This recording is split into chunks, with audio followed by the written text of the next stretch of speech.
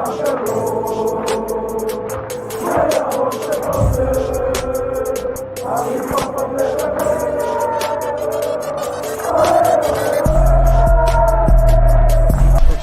out to Kop-Ish. Shout out to Kopish, guys. All the good work the up. two legends, Emil Heskey, Howard Kell. Can't get much better than that, guys. Yeah. You know what to do now. Like, comment, subscribe. I'm with legends, guys. Kop-Ish. Hey, how we doing this Monday? It's Monday the 21st of February. We're back with another Monday night live show. This time we're in the title race, so it's a Monday night in the title race, baby. We ain't going nowhere. We ain't going nowhere. Going nowhere, bro. Trust me. And as always, guys, smash the like button before we get into it. It's the only thing we ask you to do on this channel. Please interact in the chat. Stay respectful to everyone. Have fun. Have banter. Debate. It's what we do here. All we ask is that you remain respectful to everyone else in the chat. Man like Matt, how you doing today, bro? Bro, I'm feeling good, you know. I am feeling good. Listen, apologies, obviously I couldn't be there on Saturday. But still, I saw what happened. We beat Norwich 3-1. And don't get me wrong, Kai, it was one of them ones where they scored. I was a little bit like, what's going on here? But I wasn't. It's not like I thought that we would lose the game. I was at one point scared we might draw the game because we get. Were you?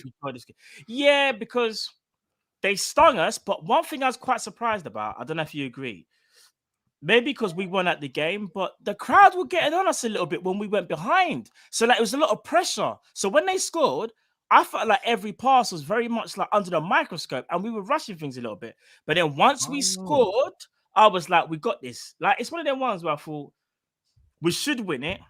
Worst case scenario, we'll draw, which should feel like a loss. But I thought the crowd put a lot of pressure when Norwich scored because you heard the groans and you're like, no, give them time. Like there's time to win this game. And we won it, bro. See, you know I've heard the opposite. I've heard at the stadium, like the fans were on side and they were really good. Like, okay, fair enough. Maybe I like read it wrong or heard it wrong. I don't know. But yeah, the main thing is though, we got the 3 points, and not only that, because really truly going into the game, Cal, we kind of knew that we should beat Norwich. It was about what Spurs done to Man City. I mean, to quote a famous YouTuber, Harry Claw say, you know the rest, fam. In it, Harry Claw said, you know the rest. Hey, big up George as well. George took some smoke on there on Thursday, innit? Bro, we were all talking about it's gonna be X-rated. Yeah, it's gonna be a bedroom bully thing. It's gonna be a mazza. But bro, do you wanna know something? Even though when you look at like how the game was, Man City again dominated the game, but what Spurs did, they just sat back, and any opportunity they had, they just broke with pace. They were like, we know we can't. When it comes to keeping the ball, there's no point going toe to toe and trying to play our way into the game. We're just going to hurt you with everything that we have. And fair play, Cal, to Kulusevski, who started for them first game from Juve. Bro, we actually played very well. Indeed, played well. But Harry Kane just went, obviously. They were after me in the summer. I told Daniel, I told my brother, my head was gone. So I spoke to Dele. Dele's obviously gone. That made my head kind of go overboard. Obviously, I saw Pep. He said twice. I said nice. And I said 2 goals. That's all I really needed. Bruv, Spurs. You know when Pep was like, twice. Harry Kane just went, twice. Bro, come on. Listen, Harry Kane has given us a lifeline, bro. Can't lie, bro. Massive. Hey, massive dare game. I say it? Massive. I don't want to say too much because obviously, listen, we still got to beat Leeds. We still have to beat them potentially. There's a long way to go, but I will say this though. It ain't over. Oh, wait, no. Ruben Diaz was looking a little bit like Dejan Lovren, you know, but no, he's better than Virgil, bruv. Oh, you know how it goes, bruv. Yeah. You know how it goes. Players have 2, 3, 4 good games in there compared to our players because we set standard. Don't get me wrong, he's still a great. No, I'll be honest with you. No, he is, Ruben but he's Diaz not is Virgil. He's not Virgil. And again, don't get me wrong, he was arguably, when they won the league, in fact, it was last year, he was arguably their best player, or at least one of their best players last season. There's no denying that. But in terms of doing it season after season. This is where we kind of say, and I think we can speak to a lot of teams of fans and say, you see Virgil van Dijk, he ain't just done it for one season. He's done it every season he's been at Liverpool. Not only that, look at the level he's playing at after an injury, bro. Yeah. You have to put props in his name. And we even got John Matip. And when Liverpool fans try to say John Matip, they love to throw the whole when he gets injured. Yeah, John Matip does get injured. We're not denying that. But he's absolute quality. We got quality all over the pitch, bro. Facts. Before we get into the show properly, Matt, just really quick, your thoughts on Kell Brook. All right, bruv, do you want to know something? Over the moon. It was kind of what I expected. And I would have been so shocked if Amir Khan won that.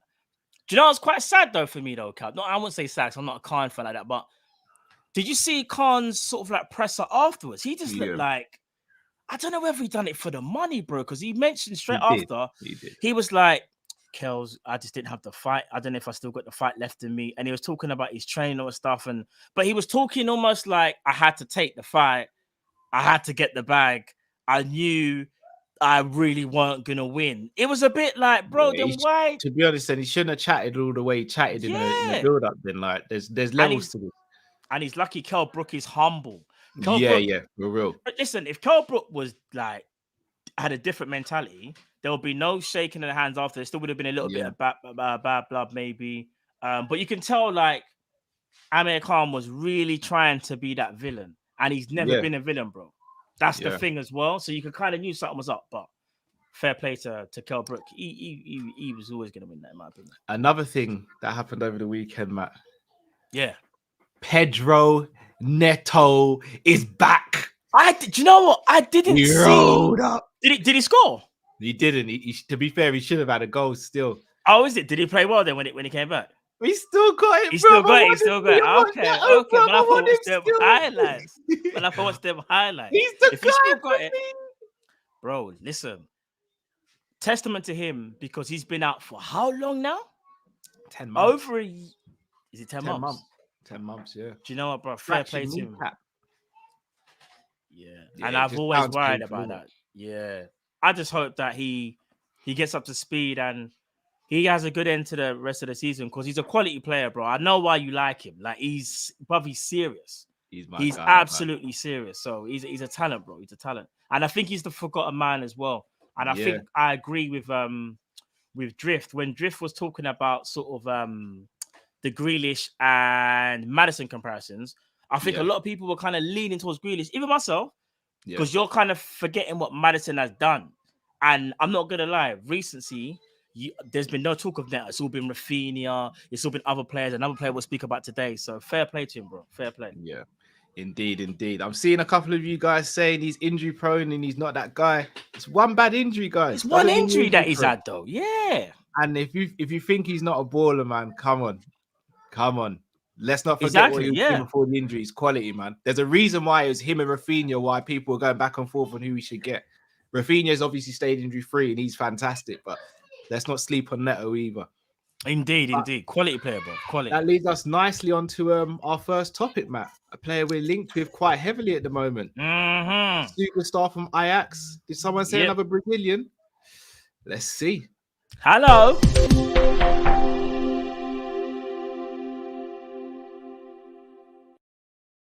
So, Matt, Antony of Ajax has been linked with a Liverpool Football Club. The right-sided winger who can also play on the left has been linked apparently to acquire his services. You're looking around £35 million. He's a player that is seen by many to be potentially Brazil's next superstar, which is fantastic when you think of them having players like Rafinha, etc. He's a very skillful player, very techie. He's young. I think he's just turned 21 not too long ago. Yeah. What's your thoughts on him, Matt? I'll say this. I like him. He's got flair. Basically, he fits the profile from age to skill set to versatility.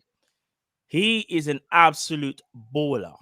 I didn't know much about him maybe like 2 years ago, maybe like the last 12 months, kept a little eye on him. When I heard about him, everyone's like, oh, who's that? This Antony guy, like Brazilian, he's busting up at Ajax. Here's the only negative I will say. I'm worried that if we was to get him, someone leaves. Now, in the perfect scenario would be he'll be the understudy, like learning under, like how Diaz at the moment, so to speak, is learning under like Salah and Mane, regardless of which. Not wing he like plays. Arsenal learning, proper learning. Yeah, but proper learning, like real learning.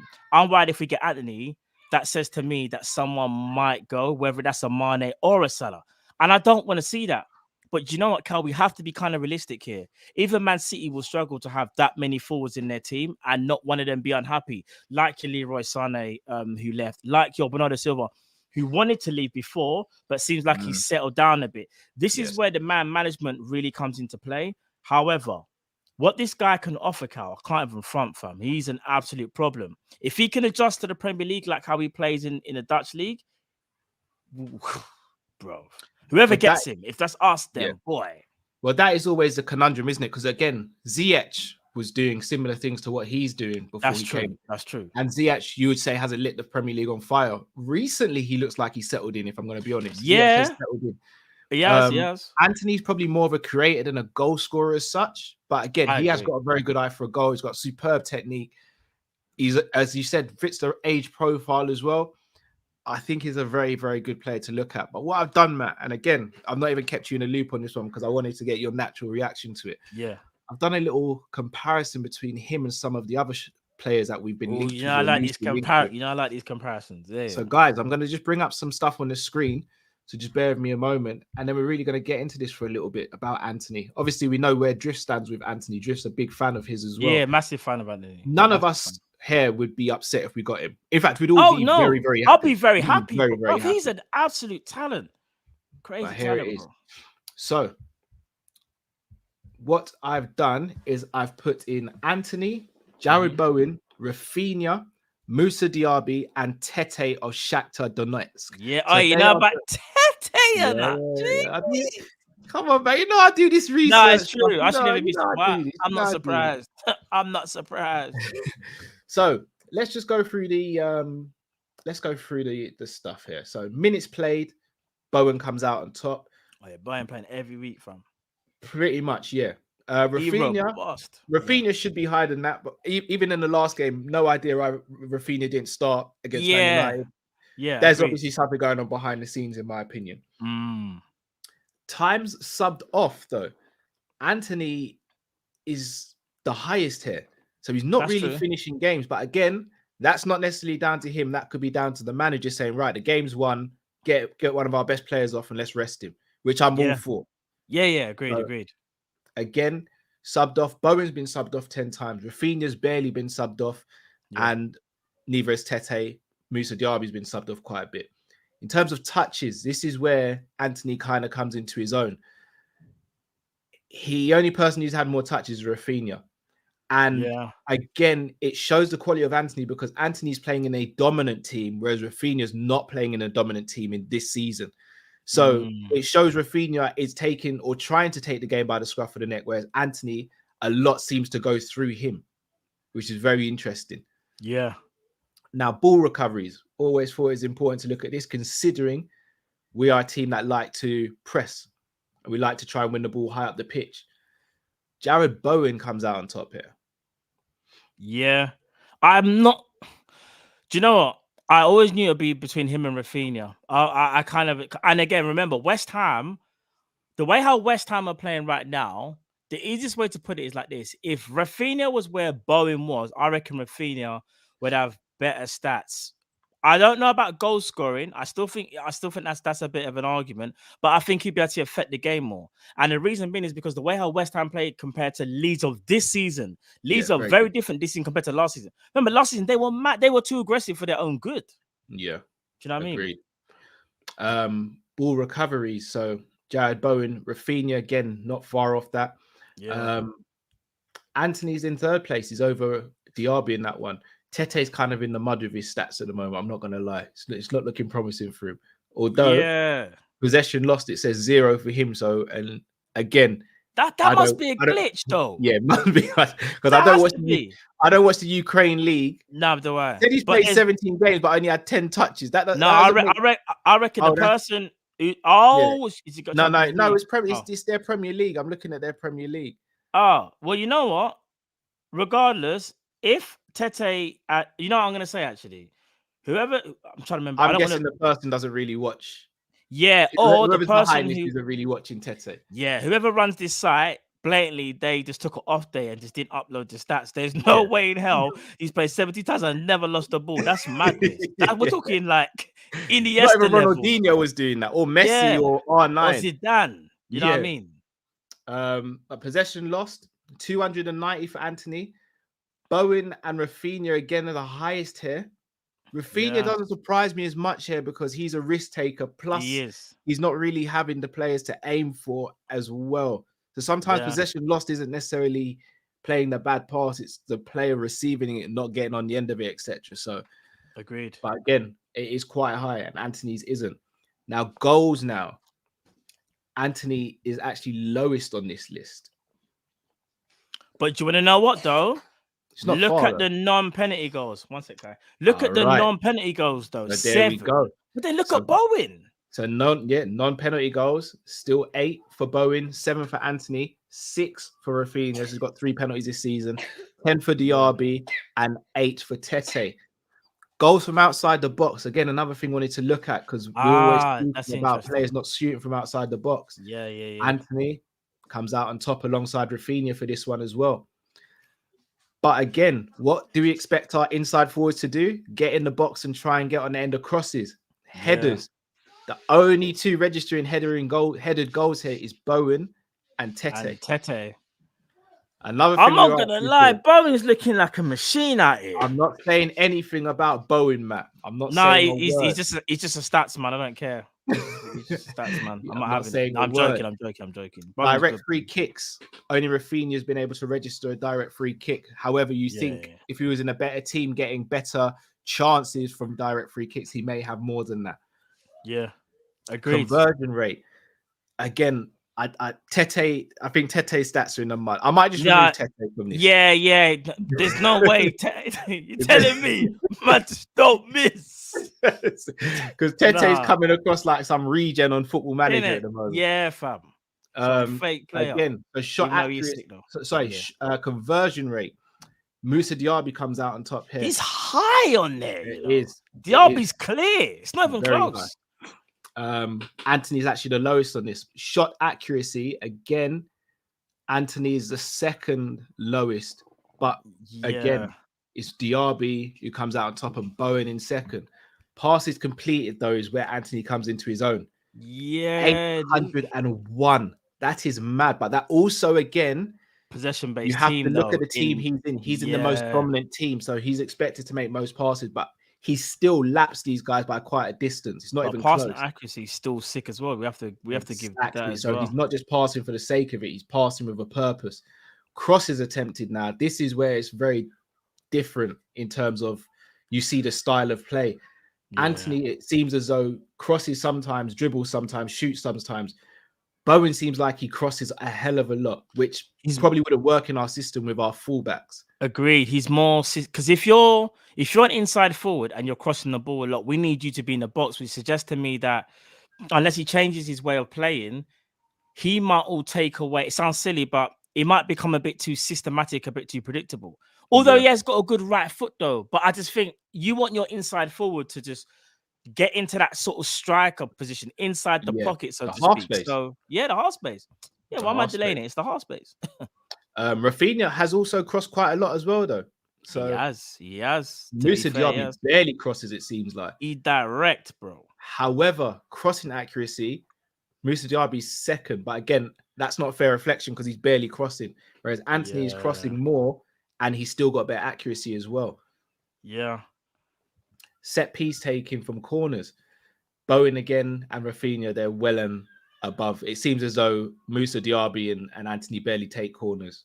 Agreed. So it seems like those are predominantly the corner takers for West Ham and Leeds United, respectively. Forward passes, again. That's telling, This is very telling. And this is why some fans might not want Bowen, because it seems as though he may play safe more than he doesn't. Whereas that's what I was thinking. You're looking at Antony and Rafinha, that Brazilian samba flair. They're always on the front foot. It seems as though looking to make something happen. Agreed. But also on the flip side, is that the most intelligent thing to do all the time? So this is where stats have to be. Yeah. Are you contextualized. forcing it? Yeah, you have to Yeah. kind of. This is why when I say there's certain stats that you may look at, but to be fair, you need to look at, for example, like the whole game, like not just a statistic. So a statistic that you will see at the end of the game. You need to see the whole game to get the whole picture. Because even though, as you say, someone might be playing more forward passes and be more successful, so to speak, but within that successful period, they did lose the ball a lot, which is another stat that you won't be focusing on. So it's kind of like you have to really look at it like in depth, to be fair, bro. You really do. Tackles made, again, it's Bowen and Rafinha way out in front. Yeah. Way out in front. Clear. Fouls conceded, again, it's weird because Musa Diaby is probably making the least tackles, but the second least tackles, but he's committing the most fouls, so he's probably being a bit over aggressive in the tackle. Take-ons, again, it's Rafinha and Bowen. I actually thought Antony would be higher. Yeah, but do you want to know something? I think, again, a team's playing the low block against them. Yeah, and not only that, if you're very possession based and everyone knows you're the big dog, because Ajax obviously the big dog in Holland. When you do that low block, yeah, you could do take-ons, but you probably are looking to create space by not necessarily always beating your man, but maybe a quick 1-2. You may be looking to run off the ball rather than being so direct. But from what we've seen of Antony already, and I know I don't watch him like that, but I've seen enough of him in the Champions League to know what he's about. Oh, we can do take-ons without a problem. There's no issue there. Yeah. Like if he needs to dubs a man, he's got it. So yeah, agreed. But you look at the success rate; he's the highest success rate. So I was gonna say, so when he does maybe it, he's just picking his moments. Maybe just picking his moments. I look at Rafinha. Yeah, he's not even. He's the second. Yeah, Rafinha's the second lowest, but he tries the most. Ground jewels again. Yeah. Ground jewels. Bowen comes out on top, only just above Antony though. It's like 0.32%. So again, it shows Antony can put himself about. Interceptions again. You want to see that from your attacking players, especially in the system we play. Again, it's Bowen and Rafinha. Again, Antony is a lot younger, and so is Rafinha, is a lot younger than Bowen and Rafinha. So that is again something to be taken into consideration with. They've got more time on their side to grow, but it's very interesting looking at these stats and comparing what they're doing this season. But again, this goes to show the players that we are being linked with, we're not being linked with a bad player here. It's just a case of it comes down to preference, in my opinion. It really does. Who do you like the most? Because none of them are poor players in any stretch of the imagination. So be interesting to see what we do. Definitely. Off this list, Cal, who would be off that list? Who would be your first choice off that list? Rafinha, isn't it? Okay, and then your second choice? A Diaby. I thought so. Yeah, I need to watch him a bit more. I remember seeing him a couple of years ago, thinking he's all right, but I kind of don't know why. I just haven't really watched him. But to be fair, I've kind of not gone off German football. That's too far. I haven't watched as much German football as I should have, other than when Nkuku's playing. Yeah, Christian Nkuku. Yes, that guy, that brother right there, the one that you don't necessarily rate him as high as me, Cal. No, it's true. I don't. I do rate him. I know people in the comments don't think I do. I really do. No, I'm joking. I know you rate him. You just don't think he's like the X factor, so to speak. And to be fair, Bundesliga tax, I hate to say it, it's been a bit muddied. It's been a bit muddied recently. Sorry, really quickly. We're going to save this to the end of the show. Yes, indeed. Jamal Edwards, rest in peace, man. For real, man. So much. It's so much. SBTV, man. This guy done so much for people that I used to like. Obviously, I can't speak for these people, but the people that I used to listen to back in the day, I'm giving away my age, I don't care. Listen to on tapes, and CDs and mini disc, Certain artists out there, big at yourselves, they wouldn't even have a platform if it wasn't for him giving them the exposure. Yeah. And there's always going to be one person in this line of work, whether you're music or video or whatever, that kind of gives you that chance. He gave a lot of people a chance. Rest in peace, man. Like 31 years of age. Like it just goes to show you again, people, show your loved ones how much you care about them while they are still here as well. Because one thing I don't like seeing sometimes is that we give people their flowers when they're gone. Like, bruv, whether it's your brethren, your girlfriend, your friend, show them love every now and again. Just check up on people, make sure they're okay, man. Because I'm telling you, we've seen from this whole pandemic era, how quick life can be, man. Do you know what I mean? So, R.I.P., man. Indeed. Couldn't have said it any better myself, Matt. I'm going to share the screen one more time. I think it's Caleb who told me to switch toggles and go to per 90. So we'll go through it really quick this time. Yeah, per 90. Yeah. Per 90. So minutes played per 90. Well, obviously that was... So we go from touches. Touches is Antony per 90. Yeah. Ball recoveries is Rafinha per 90. Possession lost. Bowen comes out top there. Yeah. Goals per 90, they're all pretty much. They're all good apart from, well, I won't say all good apart from, but there's point one in it. So they're all serious. They're all serious. Non-penalty goals per 90, again, all really close. Goals from outside the box per 90, all really close. Headed goals, only Bowen there. I'm seeing bare greens for Antony, you know. Bare greens. Now you've done per 90. That's quite telling. I mean, conversion shot accuracy still with Musa Diaby. Passing and pass accuracy is Antony. Crosses is Rafinha. Cross accuracy is Antony. Forward passes, Antony. Fouls conceded from attempted tackles. Again, Antony and Bowen. Yeah. Take-ons completed, Antony. Take-on success, Antony. Fam. And then ground ball is Bowen. Interceptions is Rafinha. Not gonna lie, fam. Very interesting. Antony's a problem, you know. He's a problem. Yeah. He's a problem. He is. The only thing, this is where I say let's not get too crazy on stats. We've obviously done a little comparison for you guys, but let's not get too crazy on stats because all of their playing situations are different. Antony's in the best team in his league. Agreed. Agreed. Rafinha is in a team that is struggling at the moment. West Ham are a team that are trying to get into Europe. And then Leverkusen are the same. So, and in a different league. So, very interesting though. But you can see the upside of all of those players. Any of those players come to Liverpool with the record we have of improving players. Yeah, they go to another level. And if that's the case on any of these players we just saw, we're in business, isn't it? Facts. Facts. Going to get into some of the super chats. Flintoff, did someone say quadruple? Hello, bro. Hello. Big up John Moore says, big up my guys. Much love as always. We're winning this effing league. Back City's heads are falling apart. You never walk alone. John, it could happen, mate. Hello. Never know. Listen, if the faith weren't there before, people, because nothing's guaranteed, the faith must be there now, innit? Must be. Musa says if Trent and someone had dropped that Walker and Cancelo performance, they'd be still trending today with videos dissecting their whole game. Mad facts. We're the standard bearing. That is true. And Cancelo's been fantastic this season. Let's not. He has. He has. Front, but he's right. Martin says 10 games before we play City, 7 of them are at home. Big. They are, but there's some hard. We ain't got the easiest fixtures, though. I will say that. But you know what? Game by game, let's see what we can do. Let's see what we can do, people.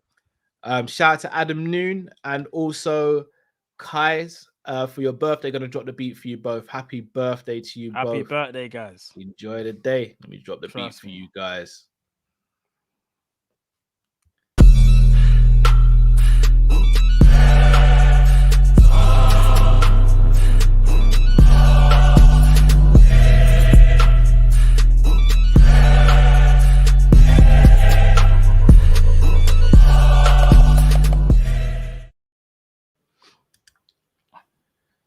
Lovin says if Madrid don't get Mbappe, they will get Salah 100%.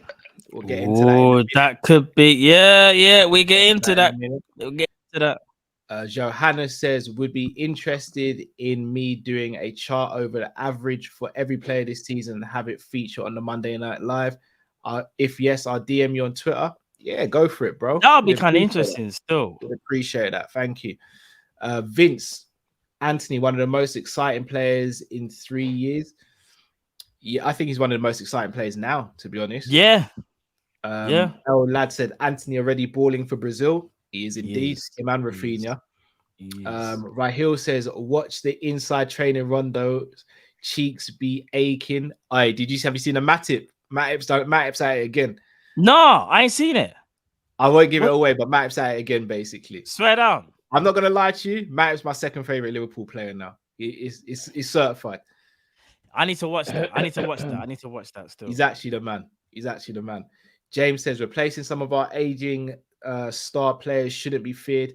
Liverpool Facts. targets are extremely calculated. By one or two, the Klopp era signings have been exceptional, far beyond expectation. That is so true. Very I can't disagree with that in the slightest. Only one or two, one or two that we can kind of nitpick at. You know what I mean? Other than that, we've been blessed. Fully blessed. What I will say though, James, imagine adding players onto the ones we already have. That's even more exciting. So that's what I will say to that. Drift, welcome to the show. What's going on, boys? I was wondering why you lot was flirting with the Bowens and the Rafinhas. The anti-agenda is here, people. There's no need to just jump on board so you don't get left behind. There's no point. Don't waste your time with all that other the stuff. stats are close for all of them. He's a talent, and I think someone said that in the chat as well. The fact that he's 21 and he's putting up numbers like that, and I know what people are gonna say, it's a touchy, but still, he's 21 years of age, and he's doing it for Brazil. He's made an impression already in Europe. We've seen him in Champions League. Yeah, there's a reason why he's been linked with us. There's a reason why he's been linked with a lot of big teams. So it's not gonna surprise me if he does leave in the summer. I'll say that. Just why I got you, Drift. Would he be your first choice then? Oh, without a shadow of a doubt. Hold on. Over you say Rafinha before? Yeah. But I thought about it after the links became real, and I thought, all right, would I be really annoyed if this actually happened, because it would mean Rafinha wouldn't be done? And I thought about all that, and remember, St. Max was my original boy, but I had to let that ship sail and all that. I think Antony's better than Rafinha was at his age, which gives me hope that by the time he's 26, like Rafinha is now, he'll be more advanced than Rafinha is. Now, that's all theoretical. There's no fact in that. But under Klopp, I believe Antony would get that good and supersede that expectation, because they're very similar in playing style. So there's not actually anything different about the way they are. They're both tricky. They've both got pace, but not super pace, but enough pace to beat their man. They can both go left, right. They both got, like there's a lot of similarities. They're both even left-footed. There's a lot of similarities about them. I think Rafinha's slightly ahead of Antony when it comes to using the weaker foot. I don't think Antony can use his weaker foot well at all. Fair enough, but he's 5 years older, which is why I'm saying it's of course, you know what I'm saying? Like it don't matter. Yeah. If it's an age thing and we're talking potential, the ceiling's high. Obviously, if we're just talking about now, then we kind of know what I'm sure you guys probably agree. Rafinha's obviously more complete, but you kind of get that with the age thing. It's mad though. But if we're talking about status and wanting to, let's say Salah stays, and we just want to get someone in to kind of like we're getting that person ready to kind of like replace Salah, like overall. Then you might say Antony will be easier maybe to manage than Raf, because Raf's gonna be thinking, I'm playing for Brazil, fam. Like I could go to any other team and be starting. So it you know what I mean? He's probably that's why we won't get Rafinha, guys. We won't get Rafinha because Liverpool won't pay the 50-60 million for a player knowing that he's going to be the one who will actually be backup. Because we know there's two players in our team. There's Ali and there's Salah, who I think maybe Van Dijk now that he's back to his old self. Where it's like, Trent as well. He's untouchable. Trent as well. Yeah, you're right, Trent. And Flacco to a degree as well. I don't play Trent when he was drunk. Man played Trent when he was drunk, fam. Trent ain't got. You know what I mean? Yeah. Well, I mean, the point is that that's one of the key positions. We're buying a player. It is not to be backup like you're crap and you'll only play once a year or whatever. But for a fact, just a Harry Kane situation. You get played when Harry Kane's not. You're not coming in to take him. You're coming in to play when he's not. And I think everybody knows that that will be the situation. And Rafinha's not going to want that. Rafinha would never come to a team knowing there's a massive possibility there'll be loads of games he won't play or he won't start or whatever. Can I say one thing, though? But this guy's attitude so inflated, he was annoyed he didn't go for big money. That's a real inflated ego, I you hear know, you, I that hear you, you I hear you. care about how much you cost. Just Let's be quickly, real, though. like that's the weirdest shit I've ever heard. Just quickly though. Before I move on, you see when it comes to Raf and it probably will be more so harder to convince him to come to Liverpool knowing that Salah's there. But I look at Luis Diaz. Now, Luis Diaz probably might have been thinking Salah's there, Mane's there, Jota's there. The one side that I favor is the left-hand side, which is Mane, and Jota plays there. So he must have thought, right, you know what? I'm either gonna I'm gonna have to just basically put my foot in the door and just ruffle feathers. I kind of feel like Rafinha would have that same mentality. The only difference is no. The only difference is though is whether Klopp would actually yield to Salah in a sense of Salah wanting to play every game, Salah wanting to just play every second. Would he yield to that? Would he be like, no, fam, sit down, Rafinha's playing? A bit like what Pep does every now and again. When Pep says to whoever, whether it's Bernardo, Sterling, KDB, he'll say, sit down, bruv, you're not playing. Klopp's never really been like that. So I don't think it's more on Rafinha. I think it's more on Jurgen, you know? Do you know the only reason why I disagree, bro? Dunno. Even though I agree that Jurgen is the one who's different to Pep, 100%. I think he would be the difference maker.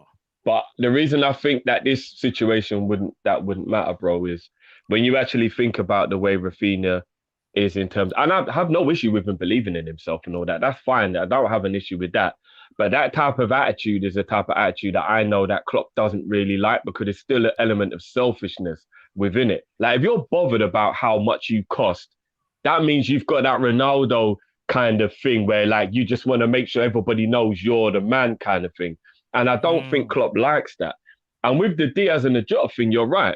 I'm just really happy that their type of personality, they were willing to accept they probably will be benched, but fight to start. Do you know what I mean? And I'm really glad that they did have that mentality and they might force their way in like Jota has. But I think with Rafinha, from what I've seen of him now for a year and a half, I'm the man, which he is. Don't get me wrong. He is the man. I'm the man. Let me be the captain of this ship. I will steer you to the victory and don't you dare put me on the bench. I don't think that attitude would come to Liverpool knowing he plays where Mo plays, in my opinion. Like that's just what I think. Fair dues. I'm going to read the rest of the super chats and then move on to the next topic. Bogdan says LFC want goal-scoring wingers, then it's Bowen and Rafinha. I mean, we even saw from the stats that Antony's got in goals as well, so we can't just disregard him as well. As much as the others, yeah. Shout out to Rack with a very generous super chat. Man, like Rack's in the building. Look at yourself, bro. Appreciate Always it. love. Thank you, my bro. It's been a minute, man. James says, can't really add 50 mil to 70 mil plus players without selling. Diaz 100% signed with the owners knowing that they'll get their money back in the summer.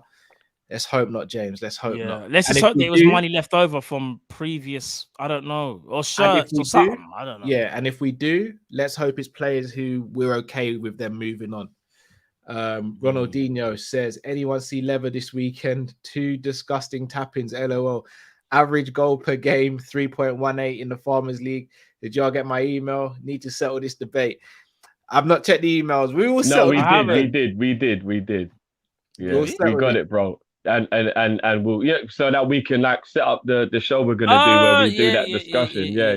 Don't worry, Ronaldinho. We're gonna do it. We'll get that. Bogdan says Rafinha can play where what Harvey plays, not only right wing. Agreed. That is very true. But you know what? Antony can play that role even better. I disagree. He's more of that type of creative, natural type of player. I disagree. I think you could mold Antony into Coutinho. Whereas Rafinha, for me, I think it would be a bit harder to do that. I think Drift might be right. I more see Rafinha. I don't think so just yet.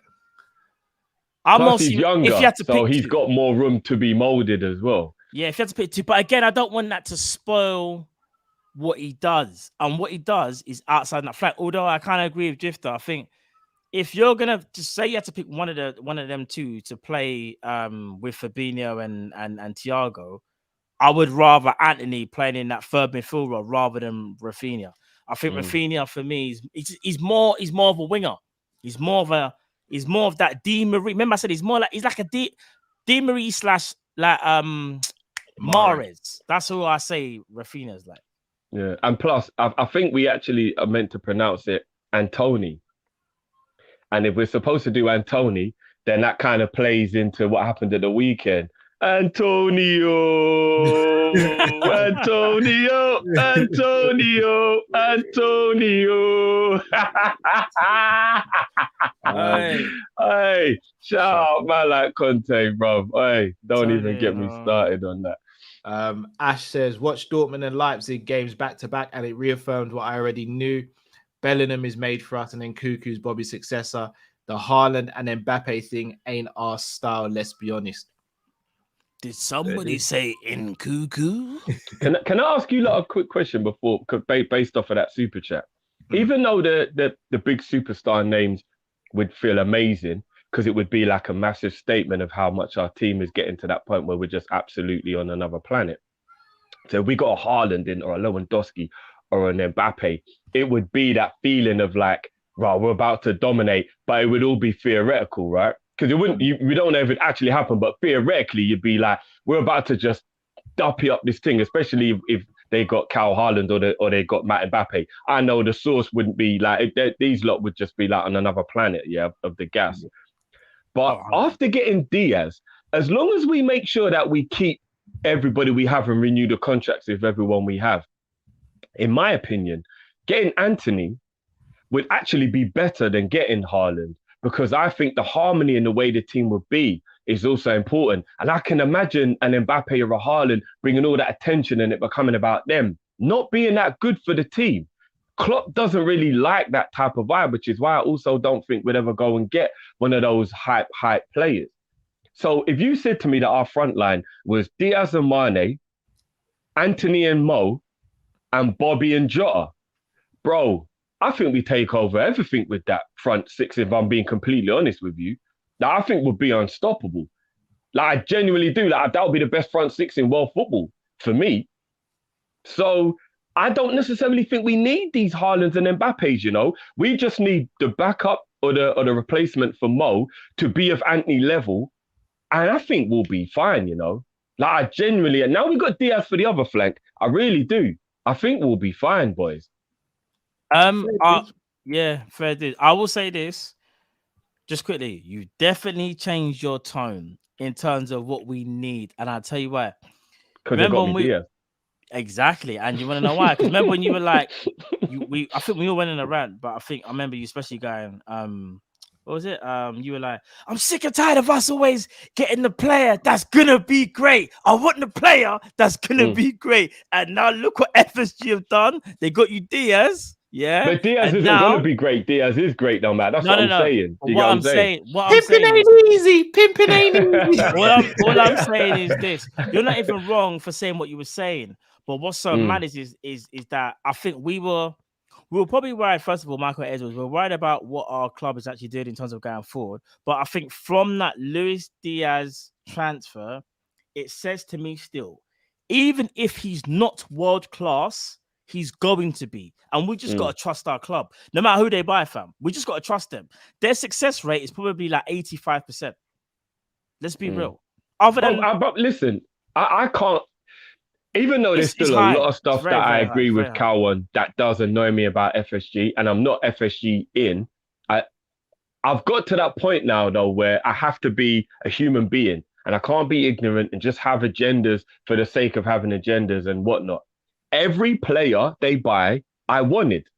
I can't moan anymore. Like, I'm getting to the point now where I just can't moan anymore. Where are you? I can't moan anymore. I definitely know that there's things that need to be done. There's the right back, the midfield. Look, if they get Basuma, I know everybody is firmly in the Basuma camp now, but we go all the way back. You lot remember it was me who was like, no, Basuma's the one we need. If they get me Basuma, I think I'm just going to shut my mouth forever. Like, if Liverpool get me Basuma, I think I'm just going to shut my mouth forever. Like, I'm not even joking. Like, I won't be able to complain anymore. Like, they've made great strides. I just won't be able to complain anymore. They've made... As long as Mane and Bobby sign new deals. LeBron, fire up the jet. We going to casino tonight, baby. Listen, Ain't nobody stopping us now. We even got Drift Eye on board. What we say now? We made it, baby. but I'm telling you, the way how Drift has changed his tone is mad. But I'm not having a go when I say that. That's more me saying raw. It just goes to show you when your club actually does something and addresses like concerns of what our fan base have. Yeah, look at the difference that it just brings confidence. That's all it does. Remember, at that point, we were thinking, who are we gonna get? We probably won't get no one. Rare tear. We're looking kind of meaty. Right now, we're looking good, and let's just hope, summertime we do some more stuff. So let's see what happens. I'm even all right with Joey G at right back if it means he stays at the club, because I'm upset he's gonna go.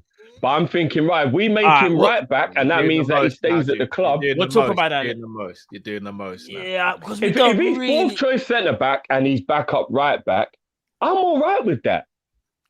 No, because then it means he stays at the club. But I don't want to watch Joey walk away and go to another team and become what we know he's going to be. Then let's just say, no. So then for me, the better scenario would be he stays, he will play centre back. But what it is, he just got to reassert himself. The reason being is because even though I understand you don't want him to leave, and neither of us, all of us, don't want him to leave, yeah, we want to see another kind of Simicast at right back where we go, he's still going to replicate what the next man does. Whereas Joey, he can't replicate. So it's more of a case of, let's just get him back into form, which I think he will do. Recency bias is very easy to go and look at Ibu and Matip and forget what Joey G's done. We know he's a talent. I just think he'll reinsert himself and make sure that he's still part of that rotation. That's what I generally think he will do. But what my worry is, boys, what my worry is that we get 40, 50 mil for Joey. We get 15 mil for Phillips, which is a nice chunk of change. But we don't buy a centre-back. We get maybe another position like a right-back or a centre midfielder, which we'll be happy with. But we're back to only having 3 centre-backs. And then we're always on edge all the time, like we were a year or two ago when it was the same scenario. Because I can't imagine them going out and buying a centre-back. And if they do, it won't be a centre-back better than the ones we have. Do you get what I mean? Now, because what would be the point in going and buying a centre-back of that level? He'll have the same issue about being 4th choice. I don't think where I'm coming from. I don't think it will happen, but I think you're right. Because it's the same scenario, right? As Antony or Rafinha, where we're worried he might think, I don't know if I'll play. If you're watching Liverpool this season and you see Matip, Gomez and Van Dijk the way they're on smoke, you know you're not playing. Who's going to come? Who's going to know they're not going to play? It ain't going to be someone as good as Joey G. I don't think we'll sell Gomez. I hope not. I really, really hope unless not. it's extravagant and over what we evaluate him as, we don't sell him. We would not actively sell him. We wouldn't. It's just I think someone's going to offer 50 mil and we're going to say yes. Yeah, let's hope that. We'll see. I don't think so, though. Go read out some super chats before we get on to the next topic. Ronaldinho Goat says, imagine we win Champions League and Salah announcement next day. That'd be fantastic. That'd be amazing. But let's get it James now. says, Salah and Cuckoo, Diaz, Jota, Rafinha, plus Harvey Elliott, Fabio Carvalho, and Kai Gordon sorted. Yeah, I don't like that list because there's no Bobby or Mane, but yeah, we need. I knew. I was waiting. They've been replaced, though, adequately if that were to happen. Not saying we want it to happen, but they've been replaced. At some point, they have to be replaced, though. Who was the replacement for Mane on that list anyway? Yeah, but that doesn't make sense because then we're back to having no backup because Jota's the striker now, isn't it? Be Diaz and Jota. Oh, we've got Nkuku as well, I think, because I'm trying. So we'd be playing Nkuku up front then. Nkuku it's the same logic as playing Gomez. The same logic as playing Gomez as centre back or right back. Nkuku can play full. Or either centre forward or. No, because there's no point going from one guy who's not clinical to another guy who's not clinical. That doesn't make sense. Because if that's everyone's problem with Firmino, there's no point going to buy another guy who's not clinical either. Who's that not clinical? Nkuku. Yeah, Nkuku's not clinical. He's more clinical than Bobby. Nah, I don't think he is. He He's a definitely wonderful is. player. Don't get me wrong, but he's I not. think he is. I think Yeah, he is. we thought Werner was clinical in the German league as well. He's not clinical, I guys. hear I'm that. telling I you, hear that. But more he's just clinical. not. because they play for the same He's team, a he's good not goal the same scorer, but he's player. not clinical, man. Bruv, in Griff Cuckoo's is serious, bro. I'm a Bobby guy. I'm telling you, he's way more clinical than Bobby. All right, like, from what I've seen of Nkuku, he's very 50-50 on his finishing. Fair enough. He's I very think that's 50-50 very on fair. his finishing. Bobby, bro. Bobby might not even be 50-50 anymore. No, but that's the point I'm making, Cal. So even if Nkuku's like a 10% better ratio, we want a killer up front, right? We're actually going to buy a striker. Let's just buy a real one, innit? I mean, if you can get an extra 10% than what we've got now, then we take it as well, Drew. Yeah, but I don't know, man. I don't know. Bogdan says Carvalho as well. All we need, and we need the system to be world class. Yep. Aiden Carvalho, says, yeah. Diaz made man switch up fast. La Drift FSG. I'm not fully switched. I just can't complain anymore, innit? Liam says, could Carvalho be Bobby's successor given the injuries he's picking up? And guys, I can't describe how pumped I am looking forward to at the fixtures. I don't think Carvalho is. I don't He's think not Carvalho that type of player. As Firmino. I think he'll come in and him and Elliott will rotate, in my opinion. Playing off the front, though, he could replace Bobby in terms of like if he played the number 10 role. Carvalho can replace him in that role. Yeah. Nkuku's serious, you know. But no, I like him. He is a good player. I don't think he's clinical though. He's more He's more clinical than Bobby. And I know people complain about, but Nkuku could be perfect as well for the link up. But I'm telling you what I'm saying. Do you know what? No, I'll take your word for it, Matt. Yeah. But from the games that I've watched him in the Bundesliga and then the games I've watched him in the Champions League, I do genuinely believe that in the Champions League, he struggles to be as clinical in the league. And I just think it is because it's a higher caliber of opposition. Like when I watch him in the Champions League, he just doesn't, he's a very 50-50 player. Whereas in the Bundesliga, yeah, he does score a bit more regularly, but like I've got to do what I do with Lewandowski and with other players where I judge them in the Champions League as well. And in the Champions League, I don't think Nkuku is clinical, bro. I don't. Ooh, but could we not use the same argument for someone like I was Antony thinking that. I'm sorry, we know. I was trying to remember. Yeah, but Antony's not coming in to be the striker. If we was to buy Nkuku to replace Bobby, that would mean it'd be the false nine, right? So his job is going to have to be a lot more clinical because he'll get the chances that he has to put away. Do you get what I mean? In fact, a few people have mentioned it. And yeah, Nkuku scored a hat-trick against City, and I think someone said... No, I'm not saying he hasn't scored goals, but I'm talking about like when I watch him waste opportunities and I'm like... City, and he scored 6 apparently in the group stages. Fam, I can't lie. He's about that life. Yeah, but I've still seen him miss 4 chances before he scores the 1. This is what I'm saying. So that's why I'm saying he's not clinical. I hear you. But we've seen Salah do that as well. I was about to say Salah Mane can do that sometimes. Yeah, no, that is true. But I'm just saying if we're going to buy a player, I want him to just be a proper striker. That's what I'm saying. But I hear you. A proper striker can still do that. I just think you're better off getting a more complete player who can get the same amount of goals, maybe nearly as a striker. Because the striker, unless you're Haaland, Harry Kane, Lewandowski, those are probably the only strikers that are really that you would say is 1 and 2. Yeah. Other than that, it's like 1 and 3. If you lot are all right with Nkuku as a striker, then I'll get on board once I realise you lot were right. Other than them 3 strikers, I'll probably say, you probably, a lot of them, it's hard to find a striker that's literally 1 and 2 now, you know?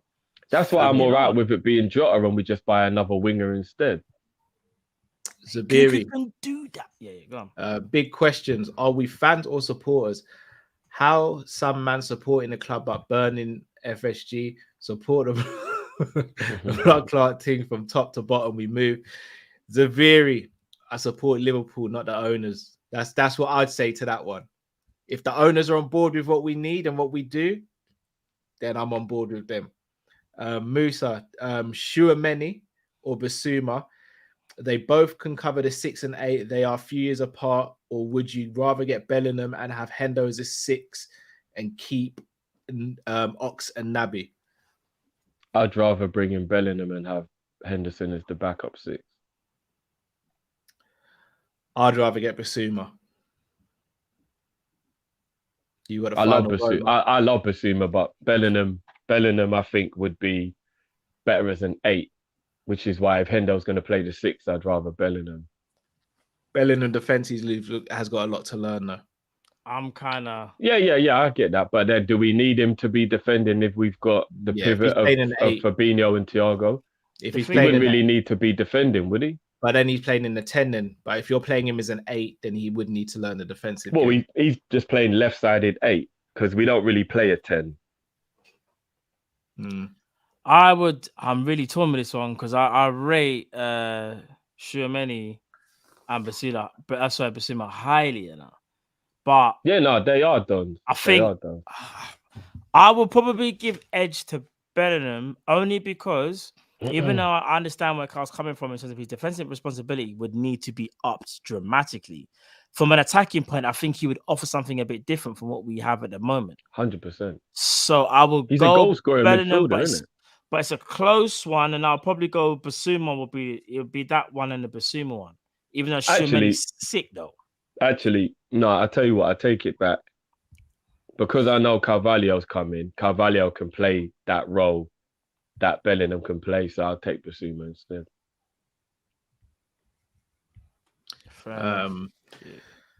Tough. Ronaldinho Goat says Origi got no credit for Norwich, should start more. 100%. No, we gave him his credit here.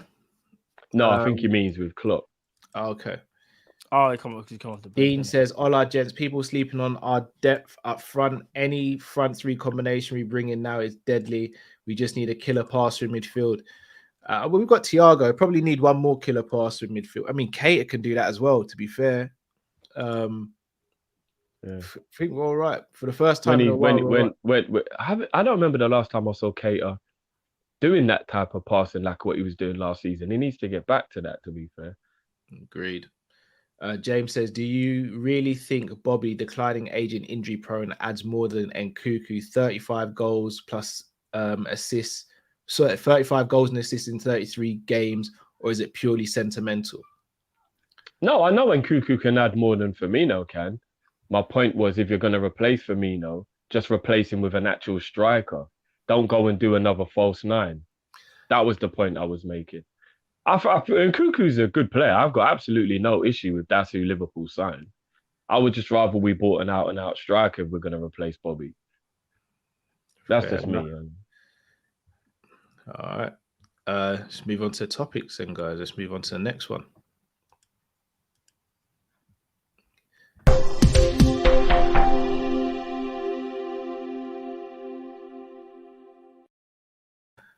So it has begun. Talks of Mbappe potentially staying at PSG on stupid money per week. And apparently it's now moved on to Madrid wanting Salah. For me, guys, I'm just going to keep it short. This is my response. Move your blood clot. That's all I've got to say. The floor is yours, guys. So I've got nothing. I'm having a deja vu and it's really freaking me out. No, I'm not joking. Like, I'm actually having a deja vu. Me telling you that I'm having a deja vu is part of the deja vu. This is freaking me out. Fuck it out. All right, let me get my composure back. Matt, have you been quiet because you're thinking what I'm thinking? I'm thinking. I don't want to say it. He ain't signed. Everyone keeps saying, wait to this game, wait to the summer, all this stuff. When a player don't sign, we're going to start hearing leaks about how they sign contracts with new players, X, Y, and Z, rare, tear. I'm really concerned. I'll be honest. Really, really concerned. Salah's contract runs out in the summer of 2023. He hasn't signed yet. He hasn't signed. There's clearly going to be conversations. Whether they're supposed to be there or not, there are conversations. I'm not going to lie. Real Madrid are one of them scummy clubs where they will be talking to man. They will be. Amir, No, they are, bruv. They are. Yeah. They took Xabi Alonso. I'll never let that one go, ever. They took him, even though he was forced out. They should have left him alone. I know people will say it's too early in the day. Matt, don't worry, calm down. But I am genuinely worried because he still hasn't signed a new deal, and we keep waiting for this news. We thought we was going to get this news in the summer. We thought we were going to get this news in January. We thought we might get this news soon. Everyone that's told me, a few people have said, "Oh, don't worry, Matt, he signed." Fam, if he signed, where's the news? He hasn't you know what I mean? signed it. He hasn't signed, bro. Here's my worry, yeah? Yeah, go on. I'm with Matt. That I'm starting to really lean towards the bummy side rather than the cow side, which is like calm and collected. I'm not calm and collected. Oh, you look it. I'm just the quiet angry right now. Okay. Yeah, I've already seen in the comments like, Matt, chill, he gonna sign, don't what? And I get that. Go on, Matt. Go on. I was gonna say, I hear you guys, and maybe I'm going a bit overboard, but aren't you guys slightly concerned? And I think Drew's gonna probably agree with me. His contract runs out in 2023. All we've heard from even Klopp, remember when Klopp was like, there's been good conversations, But he said the same thing about Wijnaldum. At the beginning, he was like, Genie, don't worry about it. Like, we'll talk about Genie. Henderson, and I know Henderson, in fact, that Henderson obviously did sign. Genie Wijnaldum, he was very, very confident until it got to a point where he was just like, what did he say? I try to remember, he was like, all Genie needs to worry about is focusing on the games. We're happy with him. It's kind of gone quiet, fam. On the Salah front, it's gone quiet. I can't even front. And maybe that's a good thing. But you see, when you start hearing other clubs being linked with your player and they haven't signed, the longer it goes on, the more and more, in my opinion, we should be a bit concerned. Now, I'm not saying he's not going to sign, but I'm way more concerned than I was before the start of this year. And that's me being honest. All right. Why I'm worried is because we have previous. So we thought Emre Can was signing a new deal. He didn't. He left for free. We thought Gini Wijnaldum was signing a new deal. He didn't. He left for free. We thought they would sell Origi and at least get some money for him. They didn't. He's going to walk away for free. We have previous. We're becoming a club where this is a normal thing now. And what worries me is because it's Mo and he's such a massive, what's the word? Commodity, that he will end up going because they just won't do what PSG did with Mbappe, where they're willing to just like let him walk for free because they're so rich. When the offer comes in for Real Madrid, Liverpool will do what they did with Coutinho and they'll go, all right, fuck it, and they'll accept it. And that's where I'm worried. Real Madrid will be looking to make a statement if Mbappe stays at PSG. They'll feel very embarrassed. And PSG are doing a very good job of embarrassing Spanish clubs. They embarrassed Barcelona, and now they're going to embarrass... If they keep Mbappe, they're going to embarrass Madrid. And then what Madrid are going to do is Madrid, they're going to look to a player of the same caliber because their fans are going to be expecting it, right? So they'll probably go Haaland and they'll go Salah. If they can't get Mbappe, that's what Real Madrid will do. And who, sorry? And maybe Pogba as well. Oh, no, Pogba's a definite because Pogba's free. So that's already in the bag. Yeah, Pogba's in the bag, bro. But I'm talking about players they'll have to pay for. They'll go and get Haaland because he's got the release clause so they know how much. And then they'll come with a stupid bid that FSG won't say no to. And the reason why I'm annoyed is because with Mo explaining how much he wants to stay at the club, when we don't give him the deal, what we're doing is we're showing him that we're not being as loyal to him as he's being to us. So we're starting to probably get on his nerves a little bit. And the other thing that's annoying me is that it's clear as day that because FSG always have to do this accountant thing, they're trying to hope they can get him to sign the deal in the summer because that saved them 6, 7, 8 months worth of this extra wages, right? Because if he jumps up to 400 grand a week, they're going to have to spend all that money on him. When they're looking at it like, well, if we can just ride it out until June, July, then we'll save all that money from January, February, March, April, May. Do you get what I'm saying? From a business point of view, I get it. But we're just talking like the way the whole situation's going and the emotions in it, because you can't, business is not, it's not a Mars bar, yeah? And you can just be like, this Mars bar is going to be worth more in June, so let's just sell it in June. It's a person who's got feelings and you're going to get on his nerves by doing this. Do you get what I'm saying? And then what's going to happen is he's going to start hearing from his agent in the summertime. You've got the power now, Mo. You've only got a year left. Now they're the ones who are a little bit bummy. This is speculation, though, Drift. No, it is speculation, but I'm telling you what's happened in football so often. We've got to really see that this is a massive possibility. Do you get what I'm saying? Because this is a regular thing in football now. Players are taking back the power. They're taking back the power, guy. We're watching it all the time. Pogba and Mbappe are two of the biggest talents in world football who are about to walk away for free. Players are taking the power back, guys. But to look at the Pogba and the Mbappe situation, Pogba is at a absolute joke run of a club right now. So yes, I don't blame Pogba for wanting to get out. And then Mbappe's in a club where he knows if he's going to want Ballon d'Or and all those things, he's got to move from, because no one's going to respect PSG like they're going to respect Liverpool, Barca, Real Madrid, Man City, etc. The list goes on. Bayern Munich. So yeah, I hear the that. situation are two very different. I get that. For me, this is where I stand with the Salah thing. It's frustrating he hasn't signed. For me, though, it causes FSG more hassle to replace him than it is to re-sign him. Because if you're going to try and replace Salah, you're going to actually spend or have to spend more on salary than what you're going to end up paying for Salah. And there's no guarantee that next person's going to work. Or you're going to have to spend on multiple players, which is still going to amount to more than what Salah's going to be getting paid as well. So for me, I think it happens. It's frustrating that it hasn't happened already. And yeah, I am nervous. No two ways about it. But I think what makes me less nervous is the fact Salah wants to stay and has made it very clear and obvious. So FSG, as much as they know and as stubborn as they are, they ain't going to want the fan base to turn on them for this. All right. So then it's the second part to what I said, Matt. It's that they are actually trying to go another 6 months where they can just pay him less. And then in the summer, they'll be like, all right, reluctantly, let's do it now then. That is what they're doing then, isn't it? But if Mo's agreed to that, then I'm all right with it. Oh, if Mo's agreed to it, then I'm completely fine with that. But do you think Mo would agree to that? Why wouldn't he? Buy me off for another 6 months. It's not buying him off. If they've had a conversation. It kind of is. It's not, Drift. All right, Drift.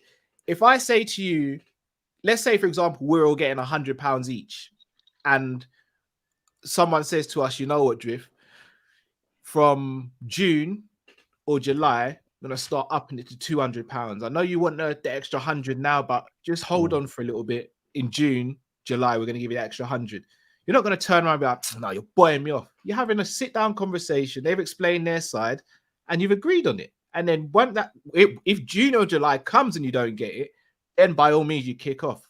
But in the same way you're saying that he might have his agent in his ear, or he might be thinking, right, do these lot really want me? There's every much as chance that they've had a sit-down conversation and he's been asked, boy, just hold on until the summer where we're in a even better financial situation and you get what you want. And you know what? I truly hope that is the truth. The only difference is if you tell me I got to wait until June, July to get the extra 100, and I am packing these boxes, like I'm watching your business boom because of how good I am at my job, I don't think I'm waiting until July for my pay rise, you know, Kell. But you got no other choice then, Drift. I do. What? Amazon are telling me they'll pay me 200 now. But he can't leave right now. No, but you get my point. I'll feel like that company want me more or they value me more. That's the worry, isn't it? Well, not necessarily. They've just got the money now. I think it is, because paying a player what he deserves is showing you value him. And trying to do the whole business swerve of, oh, can we wait until rare? Like, Salah's not dumb. He knows that Liverpool have got hella bank and they're just being tight. Well, we ain't got hella bank, Drift. Real Madrid have got hella bank because of their situation. But let's be honest, just because, all right, again, just to use another 280 analogy, we can spend Cal without breaching. We got hella bank, bro. No, we can pay Mo his money. That 280, if we spend that 280, that potentially puts us in debt. That doesn't mean we haven't got 280 sitting around. We can spend 280 without being in trouble. It's like going into an overdraft. Because that means that's how much we've earned, Cal. That's the point. That's what I'm saying. No, it's not. It's how much we've earned, bro. That's why we're allowed to spend it. It's not, Drift. It's how much we haven't spent.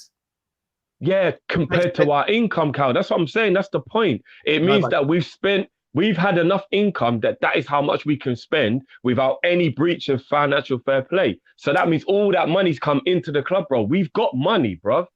All right. So Drift, I'm going to ask you, yeah, if Matt's got, let's say Matt's sitting on 10K in his account, and you ask to borrow some money from him. Like, I've got 5K in my account, and I say, you know what, Drift, I ain't got it just yet, but Matt's got it. I'm still saying I'm going to give it to you, but Matt's just got it now. Doesn't mean I value you less or want to help you less. It just means I'm not in the position right now. And I think that's what Liverpool are potentially saying. Just because Madrid have the money, I hope so. But if Matt's answering all my calls and you don't pick up any of my calls, then I'm going to start thinking that you're actually not even wanting to give it to me. That's speculation. Again. No, it is. Oh, come on, man. This is all devil's advocate scenarios. So I'm just hoping that what you're saying is right and it's not the other. That's all I'm saying. Like, I really am. Because I don't like these games. I really don't. And on top of that, guys, forget about just Mo for a minute. The bigger issue is that there's 6 players who only have 1 year left in the summer. That is a lot. That is a lot. Big issue. In my opinion, Mo's the only issue. Nah. For me, Kate is an issue to redeem his value. Mane's an issue because Mane should not be going anywhere. And I still believe that Bobby and Ox should be staying. No, so one of those two should be staying, i.e. Bobby. And I feel like if he's not going to, then I'm worried about the lower value we're going to get for him. How will we replace him adequately? Because we probably won't get a big fee for either of them. And that's what the worry is. Fair dues. All right, I've got a little game for you guys. Obviously, Mo's being linked with Real Madrid. 10 players have played for Liverpool and Real Madrid. So this is a game for you guys and for everyone in the comments to get involved. Got 900 of you plus. Make sure you smash the like button. Make sure you get involved in this. Can we go through and name the 10 players? In fact, no, we're going to start first with 5 players who have moved from Liverpool to Madrid directly. Can you guys name those 5 players? Manamum, Arbeloa, Xabi Hold on. Matt Manaman. Yeah, Xabi Alonso, Arbeloa, Michael Owen, and who's the last one? Well done, guys. Right. Yeah. So you're too bad. All right. Yeah, come on, man. You gotta give us more credit than that. You know what I'm saying? All right. Here's the next one now. Can you name the other 5 players who have played for both clubs? For both. So the other 5. Fabinho. Yep.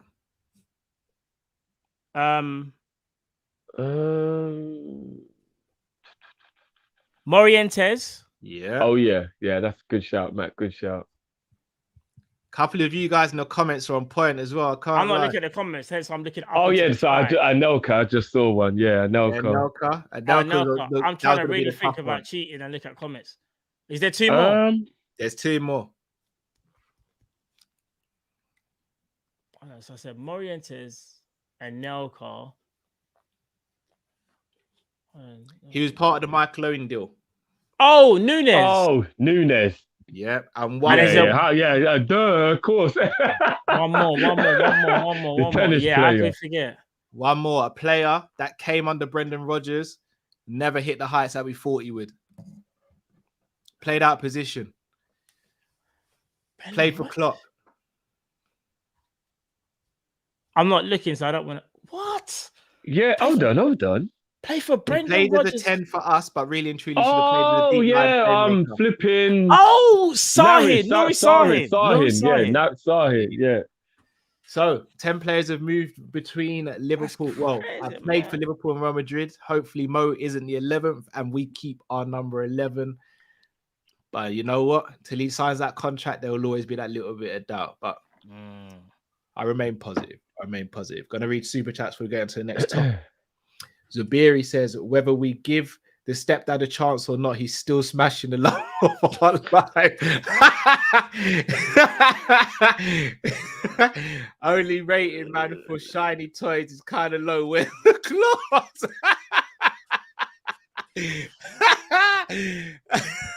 Zubiri, you're the GOAT, man. You're the legend, fam. You're the legend, fam. I don't care what no one says. You're undefeated, bro.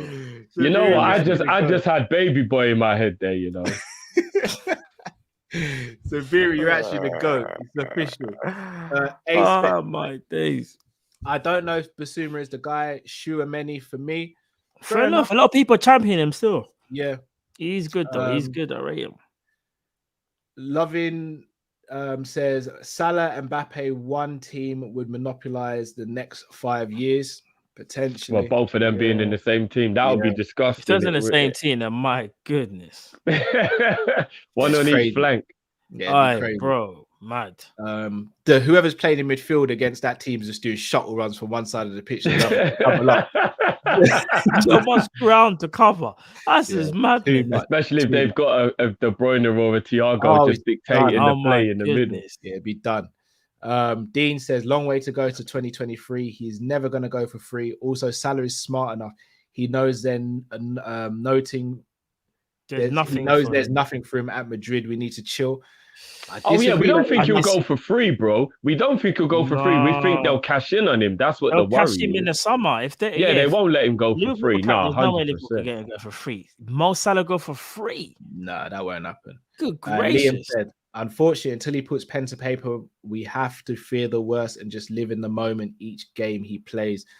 Agree to an extent. Yeah, there's some truth to that. There really is. Yeah, it's kind of hard. A-Spec says, Villa sign Gomez this summer. You heard it first. I don't think so. I'm worried that he's right, though. I am worried he's right. They'll push for him. It depends on his desire. They'll push for him, though. They need him. Rahil says, Emre Can and Genie leaving weren't losses, though. I would disagree come on, with Rahil, Genie. man. Of course they were. First of all, even if you didn't rate the players, that's 60 to 70 million pound worth of talent alone. Like, just thinking about the whole we sell players to make profit and all that stuff. We bought Chan for 10 million. Huh? Every team loses players on a free. It's just inevitable apart in the business that we're in. Like, there's never a team that never loses players for free. It's just, No, of course. But you should never let actual assets. And at the age that Chan left at, it was criminal. But that was Chan. Chan didn't want to take on the challenge of coming up against Naby and Genie. No, but we shouldn't have got to the situation, Cal, where he only had that like 6 months left or whatever. We should have given him an extension before so we could have got money for him. The rumor is that we tried and he weren't really having it. Yeah, in the last year. But we shouldn't have let him get into his last year. That's what I'm saying. That's the issue, bro. Never let it get into the last year, man. James says, is anyone FSG in if we sell Salah? No one. Doubt there'll be many. Lloyd Walker says, keep there'll Joey be riots, you know. Can play centre back and right back as a team scheme alternative for Trent. He's better at defending than Trent for what we need when we need to lock it down and hold on to leads. He's a better defender, but his positional play is not that of a right back, which can be just as detrimental. Bro, he's better at right back than you give him credit for, Cal. I never said he's rubbish at right back, but it's not a secret that he gets caught out of position a lot at right back because he's not a genuine right back. So does Trent, bro, because that's how our system is. No, because Trent advances up the pitch. I'm talking about so does Gomez, bro. Not from defensive. From defensive situations, Trent doesn't get caught out of positions. It's when he's high up the pitch and has to track back. Yeah, that's the only time Joey gets caught out, bro. When he makes those forward runs as well. He doesn't get caught out when we're out of possession. He gets caught out because we're in possession and then we lose the ball and then it's like, oh shit. Like, go watch the Norwich game, bro. He makes as many forward runs as Trent does. He's just not as good as Trent. But there's history to show that Gomez gets caught out in that position because he's not a right back. I'm not even saying it's his fault. He gets caught out. I think Joey will be all right there. I think he'll learn the position if he plays it more as well. I just don't want him playing it. I want him playing his natural position. I'm talking as backup, though. As backup. I'm all right with him being backup to Trent if that is the only way that we get to keep him. I don't think it would. I don't think that would say to Gomez that he wants to stay, though, because I think he wants to play centre-back. Yeah, he probably does. So obviously, that would probably make it worse, saying that, you'll play right-back as well. He'd probably look at the situation and be like, well, no, I can go this place and play centre-back and not have to worry about that. Yeah, if he wants to do that, then there's nothing we can do about it. But if he's okay with it, then I definitely think it's a very viable option. Fourth choice centre-back and backup right-back. I think that is like, I think that if he's all right with that, then I'm all right with that. Fair enough. Once again, I've never said Gomez is a rubbish right-back. Never said that. Just he's decent. He's decent. Yeah. Gomez is decent right back. Ash says, I know we joke about account and FC, but I don't think for the togetherness of the team, it makes sense for Mo to be on 400k a week and VVD, Ali and Trent are on roughly half or less than that. I personally think it does make sense because of the outside influence he has on the team as well as on the pitch.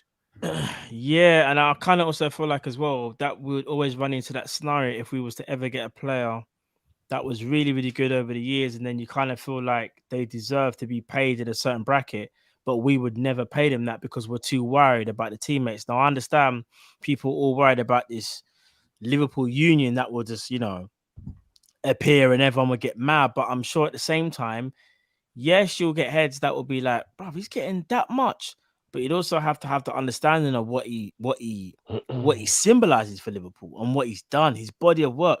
There's a reason why he's in the Ballon d'Or shouts. The only person, in my opinion, that can even talk to Salah in terms of maybe status, in terms of what they've done, are Virgil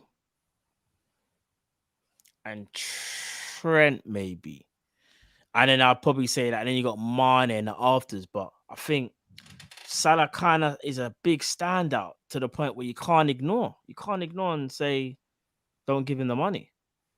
There are definitely others in our team that deserve to be on similar money as him, but the glory of goals will always make it seem like, nah, they're not, kind of thing. But you look at the way our system is, Trent is kind of the one who carries the most responsibility in our whole team. That's a tough one. I say he carries big responsibility. No, Trent's massive. I think Salah's a bit more so, because I know what you're saying, because he's goals and assists.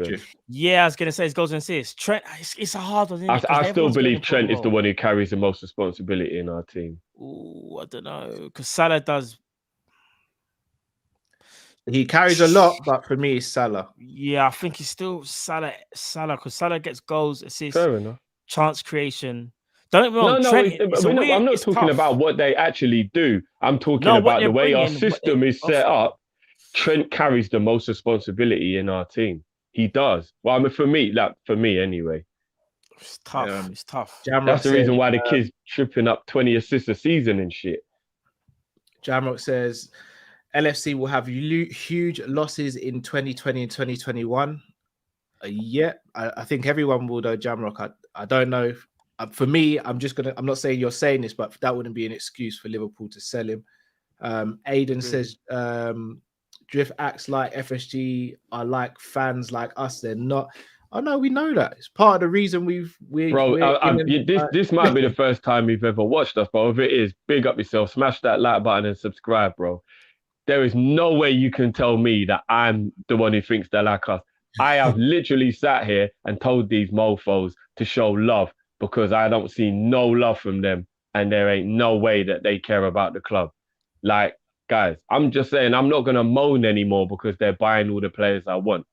I said it doesn't mean that they ain't still, I'm FSG in or anything. I'm just going to stop moaning. You know what I mean? You can be annoyed at stuff without moaning about it. You know? Elliot says, would Jude and a Salah extension be a good summer for you guys? It'd be a good summer. Yeah, if Joey G's the one who's going to play back up, right back, I'll take that. That'd be a good summer. Beige Face in Space says Coutinho sold. We got in VVD, Ali, Fab. Salah sold. We buy. Who would make it worth it? I'll quickly go here, guys. It would have to be Haaland, Mbappe, Kimmich, and Neto. I mean, I think that's exaggerated, but yeah. That's a big shopping list, but you know what? I'm not joking. No, I'm being dead serious. That's the only way I'm all right with it going with that happening. Otherwise, I'm not. Man, it's the best. I know, but you just named nearly £500 million worth of talent. That ain't my problem. You decided to sell him. Sort it out. I mean, he's the best player in the world. We shouldn't even be having this conversation, but here we are. Like, it's horrible to even have these conversations, man. Do you know what, guys? Do you know what the sad thing is, yeah? As much as we do all adore Salah, I think 75% of the fan base, if it was Haaland who replaced Salah, would absolutely take it. I'm telling you now. 75% of the fan base would 100% take it. If it was Salah out, Haaland in. I don't think they would. I think they will. No, I don't think they would. I know I wouldn't. Haaland or Mbappe. I'm not taking that, bro. As great as Haaland is, no, not you. In the world. I'm saying the fan base. Even to give the fans, let me say the fans, or even the fan base, the people that are in the chat right now, I think 90% of them will be like, nah, because he's not the best player in the world. Yes, he will be sick, but we're all about now, innit? We're kind of all about 4 now. Players to replace Salah minimum. Minimum. Look, they just need to get that shit sorted out, man. Not on my regime. Rahil says that assumes Verge, Ali, and Trent are money hungry. And that argument winds me up there. Very true as well. Well, but then that means that we're saying Salah's money hungry then. So not necessarily. Sometimes it's about being paid what you're worth, isn't it? Yeah, when you do a job, you want to be paid what you think you are worth in any work of job that you are in. Yeah. Right. Let's go on to the next topic. Salah ain't going nowhere. Better not anyway.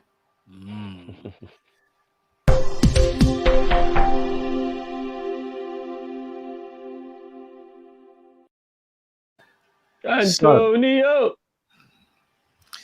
Obviously, results went very well for us at the weekend. Obviously. Now, there's a difference between there being a title race on and say we're going to win it. I'm not going to stick my head out and say we're going to win it. There's no need to. No, but I've said from the beginning of the season I thought City would. However, I've always maintained we would run them close. Although now I think we're going to run them even closer than even I thought. Do you know what I said? I don't know if you guys remember. Real quick, Matt. Oh, yeah, Do you guys actually think this season will come down to the game at the Etihad in the same way 18-19 pretty much did? Yes. No. I don't. I do. I'm with Drift here. I don't. I do. No. I think that's fairy tale stuff. It sounds good. We've still got to play quite a few difficult games. And only going on history, this isn't facts. This is no facts, all feelings. Man City lose a game and they normally go on a run because they get really pissed off. And they've done it about 10 times. It's not even a one-off or a fluke. They do it all the time. They lose one game and then they just get mad and they go on a run. And if they go on a run, the run will actually take them to the title. We've got some emotionally charged games that we have to play. And I'm just worried that our record at Etihad is really poor as well. Okay. If the game against Man City was at Anfield, I'd be a lot more optimistic. But the fact that it's at the Etihad, I don't like how we play in the Etihad. We kind of play the occasion rather than the game. And every time we've had that kind of like crunch moment at the Etihad, other than in the Champions League, which doesn't count because we're European royalty, we don't really play well at the Etihad. I disagree with that. When was the last time we won at the Etihad? For 15-16 season, right? That's a long time ago. No, but since then we've played well. We just haven't had the results potentially. Well, that's what I mean. We don't win the match, basically. You know what I mean? We don't win at the Etihad. History will tell you that we don't win at the Etihad. Yeah. So I'm not confident. I'm not confident about that game. But I think a lot of people are forgetting that we've got to go to the Emirates. And even though we won there in the cup, they are a bit of a bogey team for us at the Emirates. We normally draw that game in the league, and history tells you. Hopefully it's different, but history tells you under Klopp, we normally draw at the Emirates. And Man United might be like obviously a bit of a banter thing, but that ain't a game you just go, yeah, we'll win that game. We got Man United in 2 weeks, I believe, or 3 weeks. Something like that. That game there's always emotions involved in that game. And if we're chasing on all these fronts, there's a lot to concentrate on. And I'm also a little bit worried that might affect the concentration levels. And then we might just get some random draw out of nowhere where we're like, how the fuck did that happen? You know what I mean? And someone just pointed out as well, we do have the Goodison. We still got to play the other Merseyside derby, the return leg of that. I hear you. But we don't play them at Goodison. We play them at Anfield. No, I know, but I'm saying it's another emotionally charged derby game. Do you know what I mean? Man City have got the exact same situation. They've got the derby with United. They've got to play. Yeah. I don't think they have to. No, they don't have to play Arsenal. I've got their fixtures. It's only United, Cal. They've got no other emotional games. It's just United. Not emotional. All right, let me say this first of all. All right, so Man City's fixtures. Chelsea again. Man City. That's not an emotional game for them. All right, so Man City. No, I think they've beaten and lost to Chelsea this season, isn't it? 1-1 or something like that. All right. So Man City have got Everton, Peterborough in the cup, Man United, Sporting Champions League, Crystal Palace away from home. They're home to Brighton, away to Burnley, at home to us, away to Wolves, at home to Watford, away to Leeds, at home to Newcastle, away to West Ham, and at home to Aston Villa. Their run, I would say, is still easier, but I'm going to be very, very honest. I did not see Spurs beating Man City whatsoever. Didn't see it. We were all sitting there saying that game is like a wrap. It's done. Let's be real. There's going to be loads of twists and turns. So I kind of understand when you guys kind of say it might not come down to that game, even though maybe I'm a bit more of a football romantic because I'm going to put my neck on the line. And I don't know whether you might remember this, but I'm going to remind you because I haven't said this for a while. When we was all giving our predictions at the start of the season, I think Drift was like, it's going to be Chelsea or Man City. I think, Cal, you were like, it's going to be City. And for some reason, I was like, no, I think we might do it still. And you man were like, come on, bro. Look what Chelsea have done. Look what City have done. I was like, yeah, I know, but we might. I went on the Chelsea hype. No, you weren't. But at the same time, you man kind of, I wouldn't say swayed me, but I was like, I kind of was like, yeah, I get what you see. I kind of get what you're saying.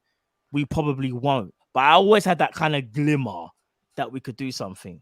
Don't get twisted. There's so many more games to play, and I didn't envisage that for starters, Man City would have that gap that we'd have to close them down. So already, like, I was wrong thinking the gap would be so big. I thought it'd be a lot closer. Only now has it gotten close because we've been Spurs gave us a favor, but we've also been in form as well where we've won games. I'll say this: there is no reason to think that Man City won't drop points again. I know we probably will as well, but it's how many points you're going to drop. Who's more likely to drop more points? A lot of people will say Liverpool. They're blatantly just going to go, it's Liverpool. However, Man City being in a driving seat and losing to Spurs has put them under that little bit more pressure. I agree with Drift that they can go on runs, but we might start seeing that little bit of a crack where it's like, the crack has gotten a bit wider, you know? They drew a game they shouldn't be drawing against, like they did earlier in the season when we were kind of leading the charge, so to speak. I do generally think, guys, I'm not saying we're going to win it. I'm just saying I think it's going to be like the 18-19 season, you know? I swear to you. I think it's going to when we didn't win it. Yeah. No, but I don't know which way around it's going to go. I think it's going to be one or two points. Read me our fixtures because the only hard game they've got in that fixture list is us and Man United. You don't think West Ham away? West Ham away. Paper. Yeah, West Ham away. Oh yeah. Obviously, I'm talking up. No. City smoke West Ham away. That's easy. Bro, I'm gonna be on. But that is, bro. That is. I've seen Leeds beat West Ham at their ground. Like, come on, man. West Ham having a good season, but they're not that. They're not the type of team that we got to be like, Wolves, they're gonna beat City. Even Wolves. I know they haven't got a Adama anymore. I remember what season it was where Adama just like Adama gave them problems. I'm telling you, there's some games where you might think it looks easy, but it's not. I think the Wolves one is trickier. No, I'm not saying easy. I'm just saying they'll win it. 1892 podcast, they said Wolves away will be tough for them. Yeah, we thought that would be tough for Arsenal, and it wasn't. I hear you, bro. Arsenal beat Wolves 2-0 at their own at Molyneux, guys. Like, remember, it was 1-0 Drift, and they were lucky in that game. They still beat them. But remember though, Man City, yes, they are amazing. Don't get it twisted, but so are we. They as great as they are, that Spurs game kind of reminded me they're not perfect. And we got into our heads that these men just don't ever drop points. These men should be clear. Yeah, that's fact. Do you know what I mean? And I will say this. Of course I believe we can do it. No, of course. But it just looks impossible until we get ahead of them. That's all it is. Never. It looks highly improbable, unless we get ahead of them. Because their run is easier than ours. It just is. On paper. And you know what? Everything's on paper though, isn't it? Because we can't talk about games until they happen. Here's the argument though, Drift. We could potentially play teams who are higher than those battling relegation in the league, and it looks harder. But in theory, those teams have nothing to play for. So who's to say they're going to turn up? Whereas your who would have said Burnley? True. Who would have said Burnley would go to Brighton and bad them up 3-0? They're fighting for something. It's a different league now. Yeah, of course. Business of course. Let me ask Drift this. Drift, I still don't. Yeah, no, go on. Would you say you've gone from thinking there's no chance in hell, like a month or so ago, to now thinking, do you want to know something? We've actually got actually a good chance. 100%. Because, bruv, that's football. This is what, and I get it. 100%. I'm speaking as if everything's gonna go positively. We don't know that, obviously. But you see, even where we laugh about when we joke about Kell saying the Aston Villa game, that might be the one where like, bro, it's so hard to say right now. All I know is this. Hopefully we beat Leeds. Hopefully, yeah, and we go 3 points behind. Bruv, do you want to know something? If we go 3 points behind, the pressure on Man City is going to be immense. They've had this cushion for a while where they've kind of just gone, we'll just destroy teams, man. Even if we drop a point there, they might can't catch us. You see that loss to Spurs unexpectedly? It's opened the door. And because it's opened that door, bruv, they do not want that door to open anymore. And I'm telling you, if we beat Leeds, I'm doing the Kevin Keegan here. If we beat them, yeah, and it's a big if. Don't get me wrong, Drift is a big if, bruv. There is a chance. But that's why that's all we need. That's what I was going to say to you. Let's talk on Wednesday night because we have to beat Leeds first. I was going to say, let's talk on Wednesday night, innit? Yeah, no, I agree with that. I agree. But let me ask you guys, the 18-19 season, our squad then in comparison to now is stronger. City's squad in comparison to then, in my opinion, is not as strong. No, I disagree with that. I think their squad is as strong as it was then. I don't think so. Ooh, 18-19, nah, because they still had Aguero and Sane. They still had Aguero and Sane. Yeah, and they had Company. But now they've still got the rotation that they had then. So I still think their squad is as good. Man City have never had a bad squad ever. No, they haven't. I didn't say they had a bad squad. No, so what I'm saying is, like, whichever season you pick, they've always got options, is what I mean. There's never a time where you're going to go, oh, if Man City get an injury, they've always got options. No, but I think what Carl's trying to say is 18-19. We're in a much better situation now than we were in 18-19. No, they've got no striker. No, we are. Yeah, they've got no striker. They've got no striker. And they've lost Ferran Torres as well. Yeah, but that didn't matter to them, they're still sick. They're still sick. It mattered to them on the weekend, Drift. No. I think we just got to give the credit to Tottenham on that one. I don't think that had anything to do with City's squad. Did they draw with someone before that?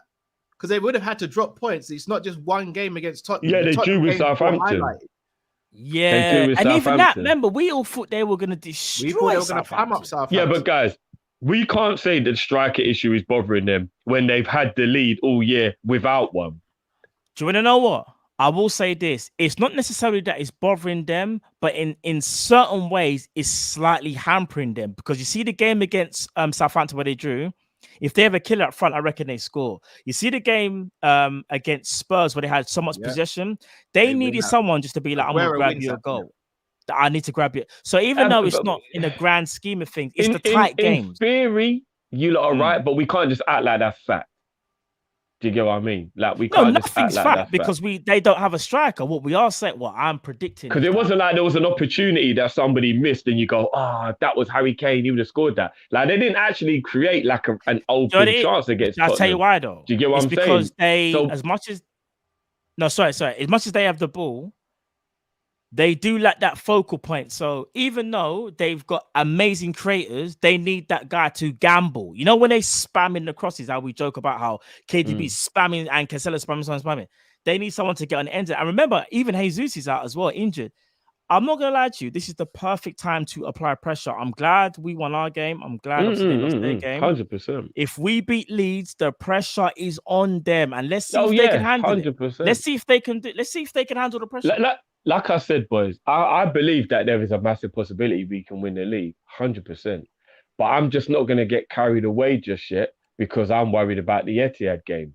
Because history tells you that we don't win at the Etihad in the league. It's not about getting carried away, though. It's just about I'm not telling you you're getting carried away. I'm saying I'm not letting my emotions get carried away in the belief. But you got faith, though, innit? I'm not telling anyone else what to do. You lot are all welcome to do what you want. Have you got faith? Have you got faith? When you ask, I've got faith. I've got faith 100%. Right, that's all I need. Until we win at the Etihad, that's all we need. I'm going to always be worried that will be the game that's going to end up stopping us because they only need a draw in that game as well, remember? As long as we don't beat them, they're fine. I hear you. Do you get what I'm saying? Because look at the teams they've got after we play them. Apart from possibly West Ham, they'll win those games, man. They'll win those games. So we need to beat them. We need to beat them to win the league. And that's that's the part that has me a little apprehensive. I'm less worried about the Etihad game and more worried about mid-table teams and all that, because that's when we go sleep. That's when we throw up a crazy one and have a Brighton draw, for example. Yeah, that is true. But I'm still thinking about that Etihad game and just thinking, unless we win that game, if we've got everyone fit going to the Etihad, you watch what happens, bro. Look, I'm on your boat, mate. Thiago, remember when we played them at Anfield? We got a draw. We could have won that game. Milner was right back. No Thiago. Yeah, but guys, we don't know what the situation will be like going into the game, so we got to wait till that's the time. True. Obviously, no one knows that, but I'm just saying, if let's say everyone's at full strength, right. if we're hold on. So just for a little disclaimer, if both teams are at full strength, have we got a better team? No, but I'm saying, have we got a better team if both teams are at full strength? Yes. I'm saying chest. Yes. Yeah. Fair enough. No, I'm not disagreeing. I'm just asking a question. I'm just asking. Yes. Best player in the world, fam. They've got hope. We have a down day. They got hope. They got hope. Salah misses back. They got hope. Virgil van Dijk falls asleep. They've got to perform to their maximum and hope we drop a level.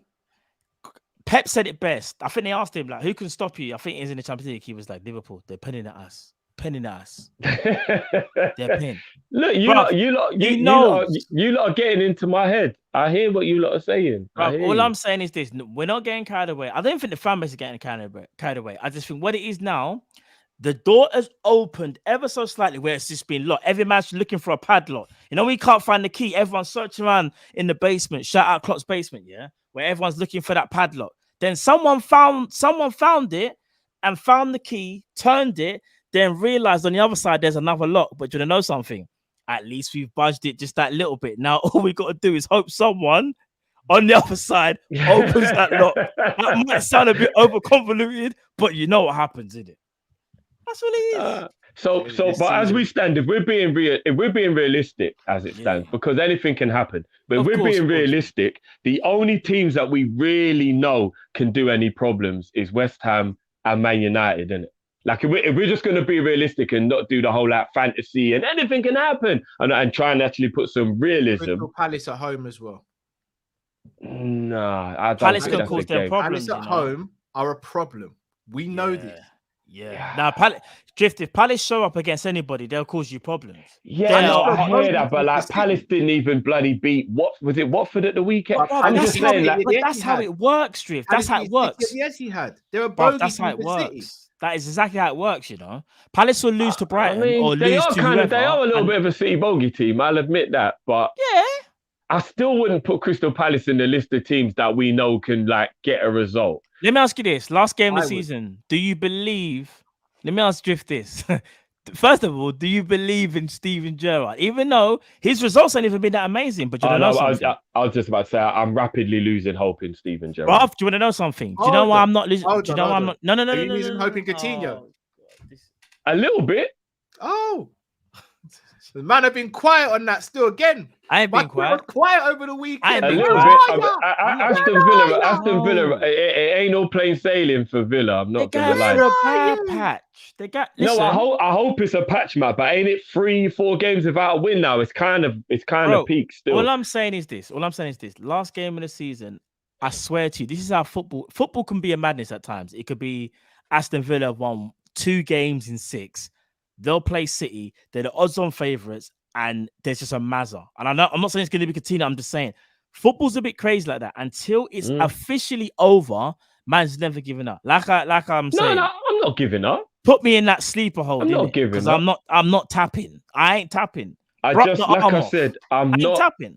The only way I'm going to get a little bit more optimistic about the situation is if we keep our winning going and then we beat them at the Etihad. I'm just saying. I believe that we can win the game. I believe we can win the league, and we have the capabilities to win the league, no doubt.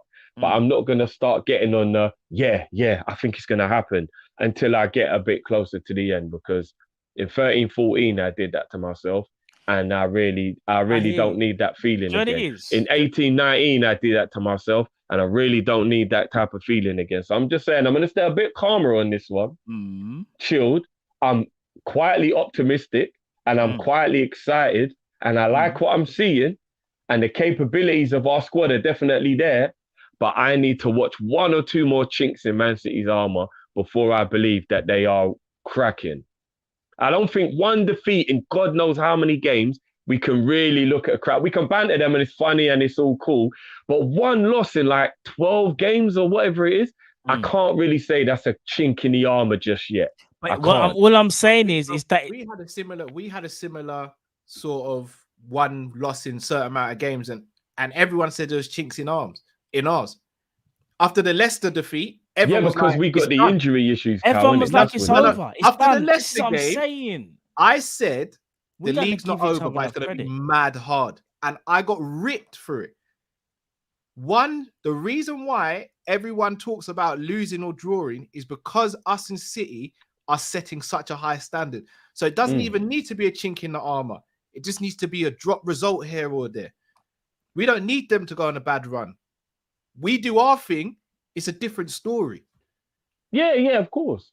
We could go on a run from now until the end of the season without losing or winning every game. We can do it. We've done it before. We've done it before, Drift. Yeah, I know, but now we're in all 4 competitions and there's a lot of football. We've got a bigger squad than we've ever had. I Bro, know, all I'm but gonna there's say is still a this, lot Drift, of football. do you know man. how sick we are? About a month or so ago, remember when we were like 9 points behind City and everyone was getting mad about how it's done? And remember, we were saying we should just focus on the cups because we ain't got there's no chance. Yeah, and at the time, I think it was right. No, but what some of us were saying was, in my opinion, I was like, bro, I know Man City are the heavy favourites, but all they need to do is slip up and we're kind of back in. But here's the thing: we love to give them. No, hear me out, Joe. Hear me out. One thing I think we do, and I understand it because they're so great, is that we give them a bit too much props. Like they're the invincible team that nobody can sniff. Fam, we are their antidote. It's just about we need to take care of home first. If we take care of home, I am confident that we can get them. I could be wrong, Drift. No, I hear that. But what I'm saying is, everybody, when we went 10 points behind, thought we can't win the league. Bro, I'm gonna be real. Having that little bit of hope and faith that we all hold on to, because you always want to believe. It's not that. Yeah, they're we not all perfect. do that. But nobody, if there was a bet where you actually lost something, Bro, would have placed the bet that Liverpool could win the league at that point, because it seemed like it was too far away at that point. At that we never point, said that they're going to win it, but you said it's not even going to be a title race, and we always said it will be a race. Yeah, and you were getting mad at us. My exact words were, "I'm not giving up, but this is highly unlikely." That was my exact word. Run away with it, bro. You said it's done, fam. I remember you like it's done. What's the point? Hold on. Everybody in this room after the Leicester game thought, yeah, it's City's title. Now we can go and watch it there. You know, it's actually there. It's not like we can't go and watch it. No, but there's a difference. I said. I will never give up, but it is highly unlikely that this will happen. You said if you said after the Brentford game. Listen, after the Brentford game, I said you don't lose to Brentford and win the league. Or you don't drop points to Brentford and win the... Hold on, you're not going to start all of a sudden saying I'm the only one who didn't think we could win the league here or something. Nobody here said we were going to win the league. So you're missing the point. You're missing the point, bro. No, I'm not, because it sounds like you're not trying to say I'm the only one who said we can't win the league or something. No, I'm trying to say, when we say things like it's a title race, it's not over, you shut us down and we're saying you can't just do that. That never happened after the Leicester game. After the Leicester game, we all accepted that it was highly unlikely we were going to win the league. Obliterated by saying, we kind of know the tapes are there, you know, we can go and watch it. We all, after the Leicester game, accepted it was highly unlikely we were going to win the league. You never said highly unlikely, though. That's the joke. All right. It's there. Bruv, the evidence is there. It's not that we can hide from it. You said it was done. Yeah, I did say it was done, because at the time it felt like it was done. But so you've admitted it then? I've never all agreed. My exact words were, I am not giving up, but I doubt very much this will happen. This is highly unlikely now. Highly unlikely. It's right there. I remember what I said. I will never give up, but this is highly unlikely. It's right there. If you want to go and watch it again, you can go and watch it back. It's right there. You said it was done, bro. Done. Yeah, they can say what they want. That's not fact. Go and watch it, because I remember what I said. After the Brighton game, I said it's not done. Someone sent me a clip. Someone sent me a clip. I'm joking. All I'm saying is this. Let's break this down, yeah? Let's break this down. If you're angry in a moment, like when I said, fucking get rid of Minamino, like he's doing my head in, in an emotional moment right there, maybe I said it. But when we were having a proper conversation, once the dust settled down during the review and we were talking level-headed and it wasn't emotion because the game had just finished and I was angry, I said, you know what? I will never give up, but it is highly unlikely we'll win the league now. A 10-point gap makes this unbelievably, like there has to be an actual collapse for Man City to a degree for us to win this league. The fact is right there. You can go and watch it back if you want. No, but Jeff, do you know what it is? You're taking it as like we're attacking you. Someone in attack. All I'm saying is... you're definitely trying to make out like I'm the only one who thought the title race was over. No, what's Drift? Do you know what I'm trying to say to you? Do you know what I'm how did this even become about me in the first place then? You haven't let me land once. Victimizing here. You're playing victim. So how did this become about me in the first place then? I was trying to say to you, we should never, when it comes to football and how football is, yes, you can think something is pretty much nailed on. But sometimes the way how football can be, all I was trying to say is, it's not always cut and dry. And that's when I even said to you about the Spurs game, bro. Yeah. And I said to you even from before, sometimes, and I said, we give City way too much praise as well, you know, because we think they're robots. Bro, don't get me wrong, they're the sickest. Well, I mean, three titles in 4 years kind of suggests. Bro, they are sick. Like... Don't get it twisted. But one thing I've always said is we underestimate how good we are. And anytime we do that, like a lot of people will be like, well, Liverpool ain't City, man. You're gonna drop us red tat. And as soon as Liverpool do something, it's like we want to water it down, so to speak, bro.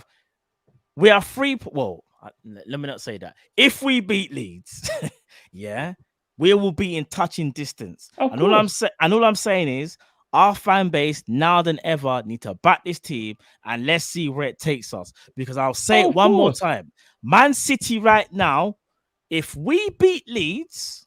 The man are in trouble, bro. That's all I'm gonna say. I'm gonna leave it at that. Of course. I agree with all of that. I agree with all of that. All I said was I'm scared about going to the Etihad because we don't win at the Etihad. That's all. No. I wasn't even talking about that. That you and Kell, I think you both said the same thing. And the only time we've ever won the league is when we beat them, I don't like that omen either at Anfield. We've only beat them at Anfield once, and it was the year we won the league. I don't like that omen either. That kind of worries me a little bit as well. We beat them 13-14. No, I'm talking about in the Pep Klopp era, as in like when we was in the 3 seasons we've been in the title race, the 2 seasons they won, we didn't beat them at Anfield. And I don't like that again. This year we didn't beat them at Anfield. That omen kind of worries me a little bit as well. We beat them at Anfield. Yeah, when we won the league. For the years that we haven't won the league, we didn't beat them at Anfield. That's what I'm saying. So the only year we won the league was the year we beat them at Anfield. We didn't beat them at Anfield 18-19, and we didn't beat them at Anfield 19 in 2021. I mean, that doesn't even matter anyway. We finished 3rd. And this season, we haven't beat them again. So I'm just worried that the omens don't look good in that way as well. The only time we won the league was when we beat them at Anfield. So I'm just saying that worries me a little bit as well. Let's see what happens. Because, again, we still got a game Wednesday. Let's see what happens, innit? Let's just see. All I know is that I'm surprised. We definitely need to beat Leeds. I'm surprised, but not surprised at the same time as to where we are. I'm surprised, but not surprised. A-Spec Limited says, if the deal for Salah was agreed in principle, he wouldn't be openly saying he's not asking for anything silly. Nothing's been agreed, and I'm worried. That's very true as well. Very true. Crypto says, I can't lie, Drift. You need to stop clinging on to history still. We have to look at history to be. Oh, raw. Man just literally just got that timeout. That was peak. Right. It ain't history if it was only in the last couple of years. That's not history. But you still got we still have to speak about history, though. History is still a big part of football. No, but I'm saying clinging on to history isn't history. Clinging on to history isn't what happened in the last 48 months. That's not history. That's quite that's recent, isn't it? You know what I mean? I don't call that history. I mean, it's history if you want to be technical, but that's not history. That's current history, if you get what I mean. Edward says our last win at the Etihad was 10th of April 2018 in the Champions League. It was indeed. Ash says, join me on the glory train, starting to believe right now, or we don't win this title. I know Matt is with me. Cal and Drift, you getting on? We're winning this title. Clutch FC in this running. Hey Ash, listen. I definitely believe it's possible, 100%. I'm just not gonna let my emotions start to truly believe it until that Etihad game and then whatever the result of that game is. Do you know what's so mad? Yeah, I'll give you guys a little bit of insight. When we beat Norwich, I think Cal was the first. I can't remember what Cal said in our group. Yeah, Cal was like title race. Yeah, and I saw Drift light up. I can't remember what Drift put in the group. The And eyes I emoji. yeah, and Drift done the eyes things to say title race. And then I done the whole Morpheus. He's beginning to believe. Yeah, because out of us three, we all know. Drift is the one that's like, unless he can see No, it. you mean after Tottenham beat City, not after the Norwich game. It was after Tottenham beat City. Yeah. To be fair, Correction, after my Tottenham beat City, I think I put in quadruple or something silly. To be fair. Yeah, but that's what I'm I saying. think I you gave did, you the I think you eye. did. I gave you the eye emojis because I see what you're saying. I see it. but I'm what it not is- oblivious to No, it. but what it is, Drift, that's not translating right now. You're still very much like, if someone said to you, all right now, are Liverpool going to win the league? You will go, this is what you will say. It's Man City, innit? Obviously, they've got a lot of Oh no! games to play. If you just gave me a You- yes or no, Matt. If you just Yeah. said to me, every penny No, in your 'cause yes bank or- account right now on a bet, Man I City know or what you're Liverpool, saying. I'll put my money on Man City. I would. I'm not gonna front. But that doesn't mean I know I you- don't believe. That don't mean I don't believe we can do it. That just Yeah. means if you ask me to make an actual guess on history, on what it looks like, on how it is currently, and all that, I would put the money on City. What I'm saying is, I know what it is. You don't want to say too much because things can change. Like if we don't beat Leeds, that's a thing where conversation done, red hair. That's why like, I said we have to talk after Leeds. However, I've known you for how long? I know you are holding back from being like, I think we can do a thing. I know. I already know. It's all right though. I know. But I've known you for how long? You can't fool me, bro. I know you're on board. You're just trying to hold back. But it's cool. Basically, it's an old school 159, yeah. And the bus is going slow enough that I'm holding the bar and I'm running. Am I gonna jump on yet? I don't know. Are you talking about the no back buses? Huh? Are you talking The about no open back back. buses? You know the no open back back. bus, yeah. You know the no back. Shout out to all the old schoolers. I'm said holding open on to the no back bus right now on the pole, and I'm running with the bus, and I'm like, am I gonna get on this bus? Am I gonna get on this bus? And I'm waiting to see if I jump on, innit? Bro, I'm telling you, man. Fair enough. Just jump on the. You never know what's gonna happen. Jump on for the ride. Like we you don't know what's gonna happen, innit? You don't know. Right, someone said, what's a 159? You know, saying that's some old school South London business. Crypto says when Klopp's Liverpool are underdogs and hungry for something, they'll actually hound City and go and kill them for it. I feel our intensity will stun them. I think we'll beat them at the Etihad. It's the other games where I think will we drop a draw here or there. I think we beat them at the Etihad. Dinesh says Drifty history can be broken in life to negative to win our games. We win the league. This team will fight to them to the end. Under pressure, City can lose. Yeah, and I agree with that. Like Dinesh, like that's what I've been saying this whole time. I haven't said anything different, but I truly believe, and this isn't me being negative. This is me just going on knowing my team and knowing how we are. As brilliant as we are, we will not win 15 games. In the 15 games we've got left, how many games? About that.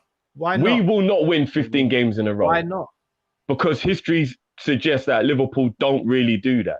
Yes, we do, bruv. We've done it. Unbeaten, but not wins, Cal. There's a difference between being unbeaten for 15 games and actually winning. Actually, 15 you know what? games. No. We might have Hold on. beaten that, you know. We done 18, 17. 19, 19, 20, we went on stupid runs. But there were draws in there, though.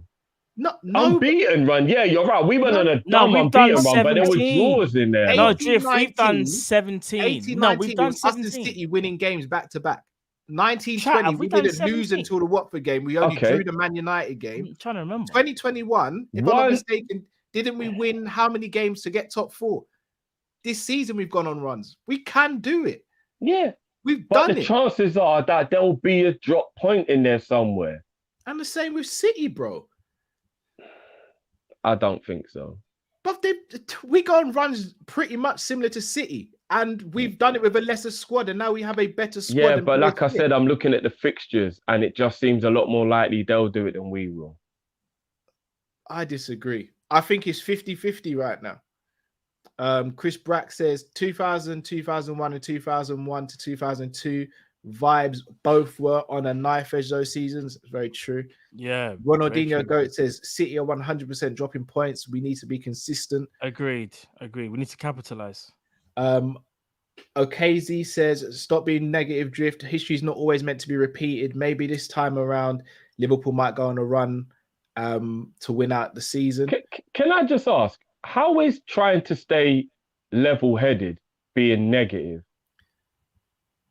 Like, I'm not sitting there going, no, there's no chance. No, man, we'll never win the league. If I was doing that, I would totally understand why you lot would be like, come on, Drift, man. I'm just staying level-headed. How the fuck is that being negative? I'm just struggling to see how that's negative. I'm not saying it's been negative. I've never said negative. that. But I don't think being optimistic is not being level-headed either, though.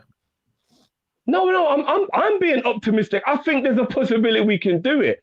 But acting like it's going to happen, because if people say, we're going to win the league. No, but Jeff, people are doing the whole... That is when it's like, okay, well then, if that's how you feel, that's how you feel. Like, no, but that's because people are doing the whole left and right thing. It's like, if I say, I think there's... Like, if I give a percentage and it's higher, people will use that against me, or they might use it against you. That's what they're doing.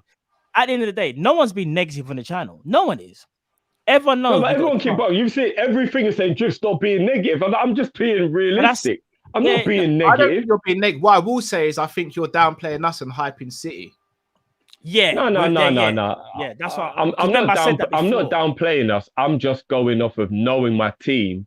And there's always that random result where you're like, I can't believe we did that. And I'm just worried that result will happen in this run. And the fact that we've got a Merseyside derby, the Manchester game, and we have to go to the Etihad, and we have to go to the Emirates, they're the games I'm like, somewhere in there, we're going to drop those points and be like, fuck's sake. That's the reason why I'm trying to stay level-headed. Because those are very emotional games for Liverpool. We don't play well at Emirates. Man U's always emotional. The Emirates, Etihad is going to be a mad game, and we don't usually play well there in the league or win in the league. Yeah. And Goodison, anything can happen because it's just that derby. So those 4 games have me very skeptical. I'm gonna be real, Drift. We play well at the Emirates usually, you know. I know, but we still don't really win. It's normally draws. We draw at the Emirates all the time, Cal. Yeah, again, before VAR, those draws before VAR, we win those games because VAR would have sorted those messes out. Yeah, possibly. Not possibly, but honestly, that 17-18, we win that game if VAR's there. Same with 18-19, if I'm not mistaken. Yeah, no, and the other thing that annoys me about it as well is those teams are like really fighting for something as well. So as you said, Cal, when you're playing that team that's got more incentive, Everton are trying to get out of the relegation battle and playing for pride. Man United are playing for top 4, Arsenal's playing for top 4, and City are playing for the title. So those games, it's not even like the team is floating a little bit. They're really fighting for something as well. So that's the other thing that makes me think coming out of those games with 12 points is going to be hard to come out of those 4 games with 12 points. So that's the only thing that just has that little bit of a like I'm just gonna take every game as it comes. I'm literally gonna do what they tell us, and it sounds very cliche, but fuck it. It is what it is. I'm going to take one game at a time, and I'm really just going to see how this pans out. No, same. That's the best way to do it. That's what I'm doing. Same. That's exactly what I'm doing. Messi FC says, would you rather win the Prem and Salah leaves or not win it and he stays? Of course, Rafinha being the replacement. These questions are just much, you know. We win it and Salah stays, Messi. Questions? We know we love you, Messi, but Salah stays and we win it. Bro, I'm not compromising. As a fan, I'm not compromising anymore. I want it all now. I want it all. I'm not compromising anymore. I did that in my early 20s and my teens with Liverpool. I ain't compromising anymore. We've got some of the best players in the world. I want it all now. Ash says, Prem is mad competitive. Norwich had us sweating. This is going to come down to small margins, and we're going to be clutch. We've got more match winners. I agree with that. I think we've got more match winners as well. We have. Again, that's up for debate. It's not. No, it is. It is. It's not, Drew. No, it is. They've got a lot of match winners in their team as well. I gotta name them then. Laporte from set pieces has won them loads of games. Bro, I'm literally telling you numerous times Alright, I've seen go on. I'm Laporte not gonna interrupt win them games from set pieces. Rodri is a match winner for them now. He scores loads of goals and that wins them games. Sterling, Mahrez, even Grealish to an extent, maybe not in his Man City career, but he's still a match winner. Grealish. Not this season. Maybe not. Yeah, no, but I'm saying in general though, he's a match winning player. But we got to say though. this season though. We can't say career. But then that's going on too many technicalities then, because Grealish is still capable of winning a game. No, but we have to talk about him. See how we talk about Jadon Sancho? No, sorry, Matt, let Drift finish. Let Drift finish. Okay. Yeah. Bernardo Silva, Gundogan, they got a bag of match winners, boys. They do. All right. You said Rodri, yeah? Is he more of a match winner than Fabinho? I'd probably say it's even Stevens. Neither of them are match winners, bro. Fabinho's got more goals. No, I'm actually remembering when they've won game. When he scored goals, that's won them games. I'm not just doing that, he scored a goal. Like, he's actually won them loads of games with his goals. He's only won them one game, and that was against Arsenal. No, there's more than that. I can't be asked to like try and remember and all that. But there's at least three times. There's at least 3 times this season where Rodri's got the winning goal. But I'm not gonna try and rack my brain. Nah, Jeff, I think you're thinking important goals, not necessarily match winner. Maybe, but for me, I'm sure I remember them being the winning goal. But I still don't. Even if you take Rodri out, Laporte definitely wins them games from set pieces.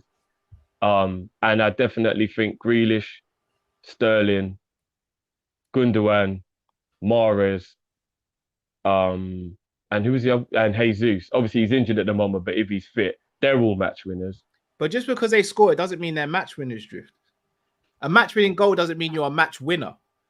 No, but then that means that you can kind of lay that at a lot of like.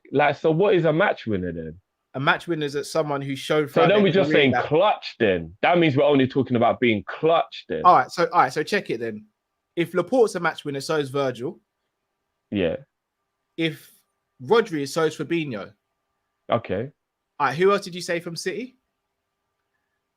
Pretty much everyone in their front line: Sterling, Grealish, Mahrez, Jesus, Gundogan. Like basically everyone in their front line. Bernardo Silva. Everyone in their front line, basically, isn't it?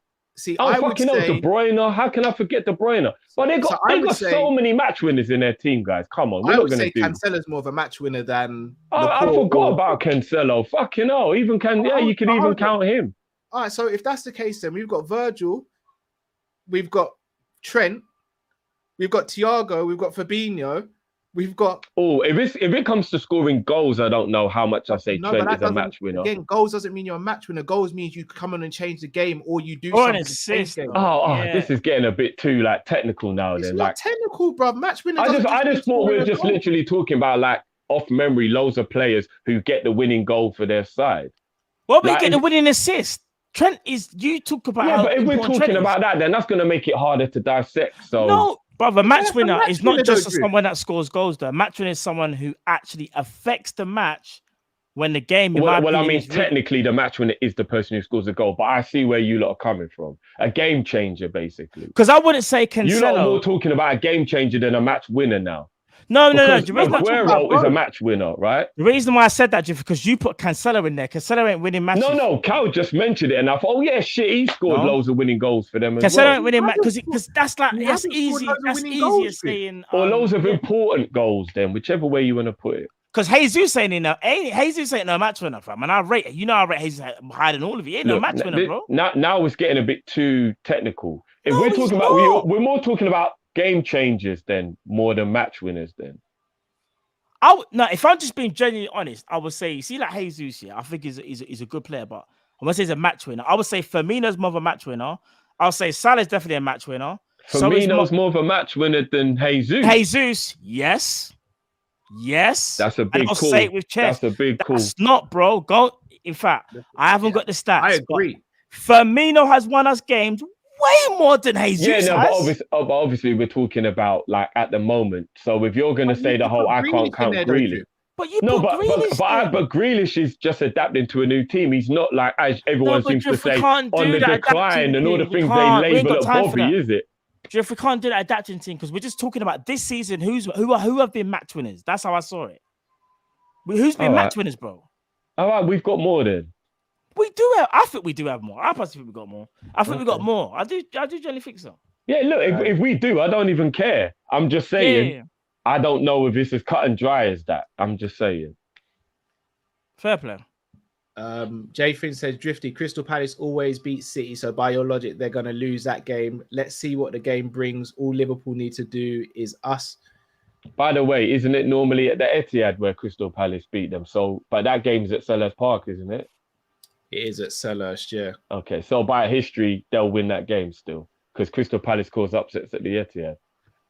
Eastwood says, Drifty, you need to sell insurance. You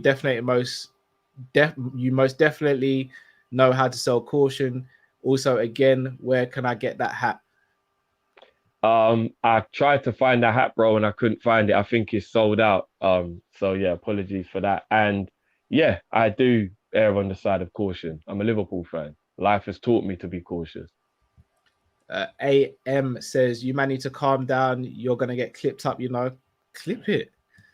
I don't think anyone here is scared of getting clipped up, fam. Clip We've all been it. clipped up. Anyone's there. We've all been clipped up, man. Oh, look, promo saying even what I just said. Yeah, see, it's only at home where City get those like random Palace results. They always win at Selhurst Park. Yeah. AM says 2 wins in 12 for Villa, not my manager. Fair enough. I said I am worried about Gerrard. I am. I'm not giving up on him, but I am worried. Those results are getting a bit mad now. No, I hear you. Next season, I think is the true thing for Gerrard. For me, anyway. When I watched Watford move them up at the weekend, I thought, oh, this doesn't look good. Lord Walker says, prepare for the worst, hope for the best, just win and we're good. I like that. Asmir says, Drifty, I didn't expect this from you. Lord Walker realism? Says, if anyone wavers, watch Godfather act like a man clip. I really don't mind being clipped up. Shout out to David, who just become a YouTube member. I've been clipped up before, it'll happen again. I really don't mind. Just all I'm saying, be consistent with it. Clip me when I'm wrong, clip me when I'm right, and we'll measure up at the end of the season and see how many we all get wrong and right. Facts. And that says Liverpool win the league last day, Coutinho winner, and he will be getting what's my forfeit for that, boys? Because I got to do a forfeit for that, innit? Yeah, you've got to get one of those month-long Coutinho tattoos. Yeah. Drift, you're gonna have a forfeit to do as well. Still, why?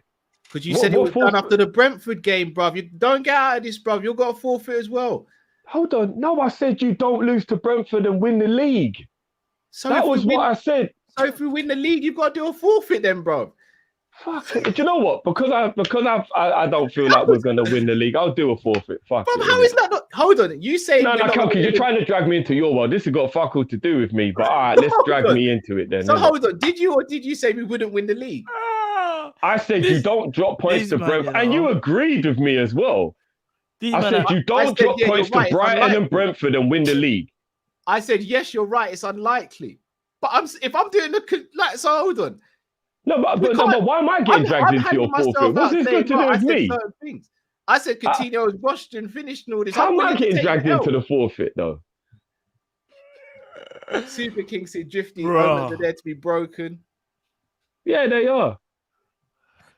BC and says, I love being right if it means my team. I love being wrong if it means my team wins, you know. So I don't even give a fuck if we win the league. But we'll see when we get there, innit? If teams back against City like Spurs, they'll drop more points because they have no recognised forward. That will be their downfall. I believe this. Hopefully. Jamrock says, you know that Salah interview was done early in December, right? GQ just released it right in the middle of the transfer window. I know. Yeah, that I do know. It was done in December. Yeah. But at the same time, Jamrock, there's been no movement since then either. So facts, yeah. Troy M says, what's the Kopish celebrations if we do win the Premier League? Wild.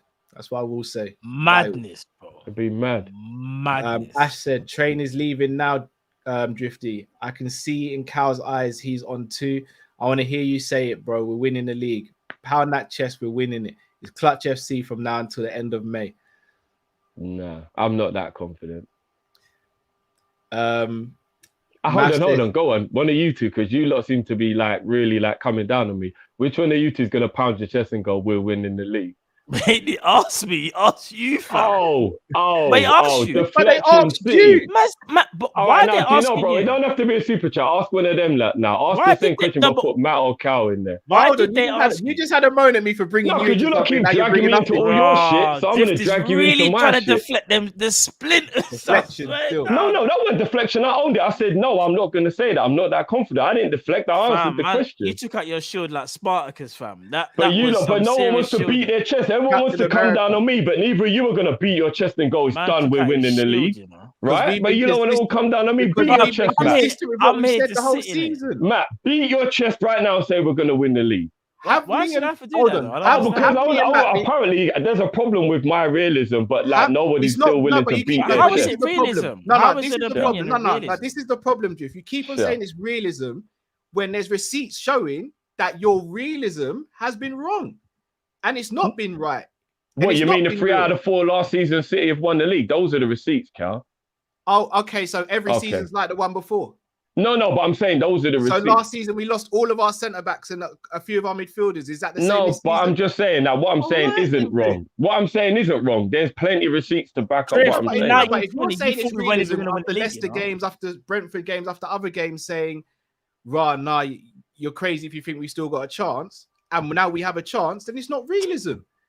Stop putting words in my mouth. I never said that. I said Oh it's my- highly unlikely. My exact words were, I will never give up, but it is highly unlikely. Someone said said, it's you know, I've had done. enough. Someone sent me the clip and sent me Yeah, the go clip. and get it. I know it's out there because I know what I said. You said it And was as done. I said, don't talk about the emotion of the watch along when I'm vexed. When we have to sit down afterwards and the Oh, dust yeah, settled. emotion. So we can't say. So okay. So what Who you trying? doesn't say things when they're angry in the moment? I Come hear you. on, I hear man. you. People don't All drift. you're saying is you said All it. right. You're saying it. No, You said one of you lot was emotion. going to beat your chest and say we're going to win the league, but apparently you all want to pile up on me, No, but though. we didn't sit All here right, and fine. say we didn't It's sit here fine. and say it's done. It's done. We're finished. We didn't So say that what? either. So what? Everyone seems to have a problem with me being realistic about our No, chances. you have a problem with Someone other here people pound their disagreeing chest with and you. say the No, league you is have a done, problem- we've no, won. you have a problem with people disagreeing with you. That's your problem. No, I don't. I have a problem with You people clearly not allowing do, me to because have I'm my own doing it now, opinion. You've got a problem with it. No. Go back and listen to the last half an hour. I have a problem with people not letting me have my own opinion. Because for some reason, every time I have an opinion, everybody wants to have an issue with it. I don't tell you lot to believe what I'm saying. I'm saying let me believe what I want to believe. But if everyone's got such a problem with it, pound your chest and say we're going to win the league. Who said I had a problem with your opinion? Did I once say So that? why have I had to defend myself for the last half an hour? But why are you defending yourself? I don't understand. Exactly. Because you're no the one will let me have defensive- my you're own the defensive opinion. unit.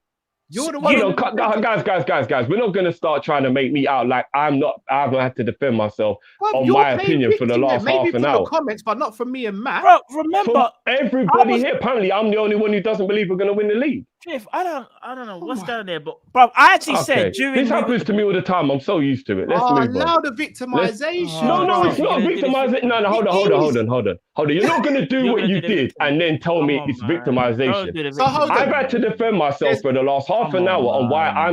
I'm not as optimistic as all of you So lot. this And always then all of a happens. sudden, I'm playing the victim. I What? never said Does that, this bro. I always said, happen to remember you? when I said, no, Jesus Carl, Christ. This always Remember? happens to you. remember, Yeah, I that said, I say something, and if no one Oh, agrees with wow. it, I have to fucking like justify myself So for like 20 Me minutes. and Matt don't have to either.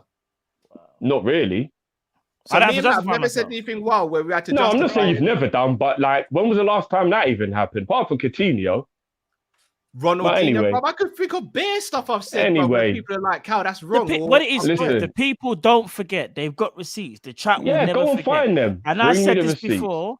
And what's so mad is when we were talking about 20 minutes ago, I was like, "Oh no, Jiff, I don't think you're being negative." I was like, people can sometimes go too left and right. So how are you gonna sit there and say, "Oh, So this you lot are always conversation, against me?" so this conversation hasn't but been this me is- having to justify why I'm not as optimistic as everyone else. But you don't Otherwise, need to- what the fuck have we been doing for the last half an hour? No, but you didn't need to justify anything. You were trying to justify Yes, your pick to apparently people I in the did, chat. because Maybe to everybody's people in the got an chat. issue with it. No, but that's the few people in the chat, though. I don't understand why. Okay, all right. But have I piled on you, or have I backed you and said I don't think you're being negative? I never said you piled on, but you still have told me that I need to be more optimistic than I'm being.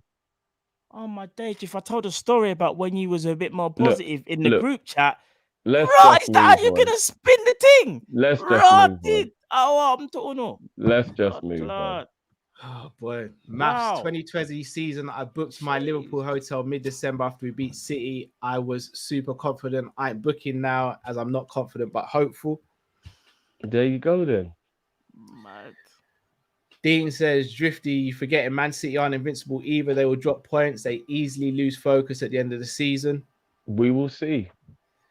Jamrock says we had a 18 and 17 win streak in 18, 19 and 19, 20. Oh, we did. Let's hope we I was do it trying to again. remember the 17. I was trying to remember the 17, to be fair. I didn't know we did. I didn't know we did 18. Dinesh says, Drifty, Everton game is at Anfield. So it was a Brighton game. And then you wonder why people pile on. Oh, I'm just going to be silly with it now because I'm not allowed Continue my then. Do opinion your in thing. it. Do So your thing. Continue. This is I'll why always people do pile me. on. This is I'll why always people do pile me. on. So you can't moan when people pile on if you're going to be silly then. I'm not moaning, but just don't get You were annoyed if I just defend moaning. myself. You were just moaning and now you're acting up. Like, No, I'm not moaning. Anyway, it's all right. Hi, saying we've not done a 15-game run is negative. All right. BC says, Drift, I understand your logic you're using for a slip up with Neverton, but by that logic, then had to be applied to relegation top 4 team City play. Yeah, I agree with it. Streets Approved Thames says a match winner is someone that can produce magic, X factor, a virtuoso moment so good that there aren't many out there. City have more in I'll Be Real. I disagree, but fair enough. Sam Snook says Drift said it's debatable and this shows it in regards to match winners. Okay. I'll try to I know. Says I know. too much premature this talk. Wait till Leeds first. Lord Walker says Cal GF. Yeah, I know. GF clip is movie ref and Drift Ali match winner. Drift is Ali a match winner. Yeah, because he saves. So yeah, he is a match winner. Mario says, listen, boys, are winning the league. We will be the first club in history to win the quad. In the words of Agent Smith, Mr. Pep, it is inevitable. Troy M says, today's show, Drifty walked up to the party on chill. No one cares, no one worries, feeling good. As soon as he walked in the door, Matt and Cal rushed him. It'd be your own friends. Yeah, apparently that wasn't what happened, Troy, but we'll move, innit? Yeah, it's always that, apparently. David, thanks for your super chat. Wow. I'll just agree with you from now on, Drift. You know, Like I said, wow. Like I said, wow, man. Damn, son. Right. Let's look at the FPL, see if Marquez still at the lead. Hey, I'm going to say Marquez still leading. I'm not going to lie. What? Marquez not leading. We'll see. He's not. We'll see. Easy. I think he is. We're about to find out.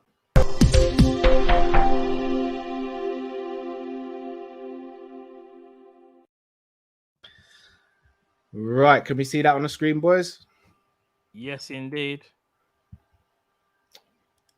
As you can see, Marquez is no longer in the lead. Damn, son. Marcus is taking his place with a massive week. 65 points, Marcus. Extended the gap over Mark A by 21 points. Mark, you're kind of in the mud there, bro. Mark was throwing stones and he lives in a glass house. How about that, eh? How about that? You were still Mark. Coppers are now in 3rd place. Glamour Boys are in 4th place. Scoop still in 5th. Scoop is running away from that Champions League spot. Not a Sweat FC in 6th place. Poundland FSG 7th. So by the way, Coppers 80 points in the game week is big. Lockdown FC that is good. That is good. Point in 8th place. Sorry, Roughton down to 9th. 34 Liam in 10th place. Arsenic the Invincibles with 74, and again another massive game week up to 11th. Nathi down to 12th. The Great One up to 13th. I don't even think I've seen the Great One in the top 15 before. So shout out to yourself. Yeah, I don't think so. Boss in Puddlefoot and sell to buy. I remember Michael Edwards. Michael Michael Edwards. He's fallen quite a few places. He has. I swear he's in top 10. Yeah, since he At one point. since he's left Liverpool, he's not winning. He's not got access to the database anymore. Gave over the reins to Julian Ward, didn't it? He's slacking a bit.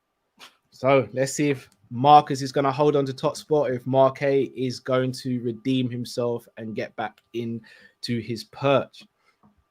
All right, a couple more super chats. Samsonuk says you're piling on Drift in the chat. It's opinions. It's all right, man. Let them do what they're doing, bro. Jamrock says Drifty at 4:44 on the Leicester Liverpool match reaction. You said they are 9 points ahead of them. We are not catching them. It's their fam. Yeah. And then go and look later on when I was level-headed. Then I just said, while the emotion was there, I was angry. And then when the dust settled down, I said, look, I'm not giving up, but the chances are very unlikely. That's literally what I said. So it's cool. Go and find that part. And by the way, if we don't win the league, as much as I'll be pissed off we haven't won the league, all this jumping on me for saying I don't think we're going to win it, it's not going. There's no one going to be like, do you know what? Fair point. Everyone's just going to go quiet on that point, isn't it? Just like loads of times in the past, but it's all good. So do you do that when we're right and you're wrong? Yeah, there's loads of times I own it when you lot are right. Okay. Loads of times. How many times have I come here and I've said, you know what, I'm not going to lie. I owe you an apology, Cal or Matt. You said da-da-da and you was right. I've said that loads of times.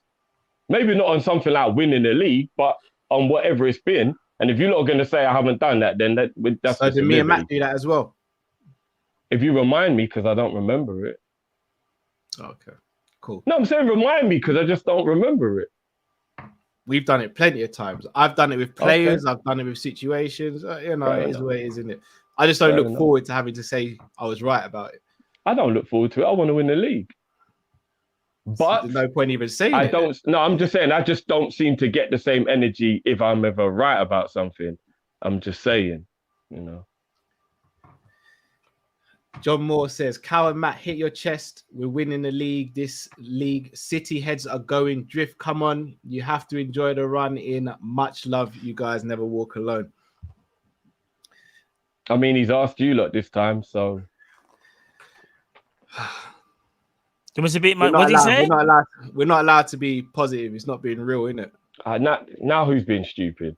That's what I've been hearing. Because that's not what I said at all, Cal. So now you're being stupid. But all right, cool. That's what I've been hearing for the past few months, isn't it? So. Yeah, that was a swerve on the chest beat, but it's all right. Okay, cool. Anything you guys want to add before we take the people out? I swear, no. People just need to own it. Like, man, I've owned bare stuff on this show, you know. That's all I'm gonna say. I own my stuff. You know what I mean? Everybody does. Own it.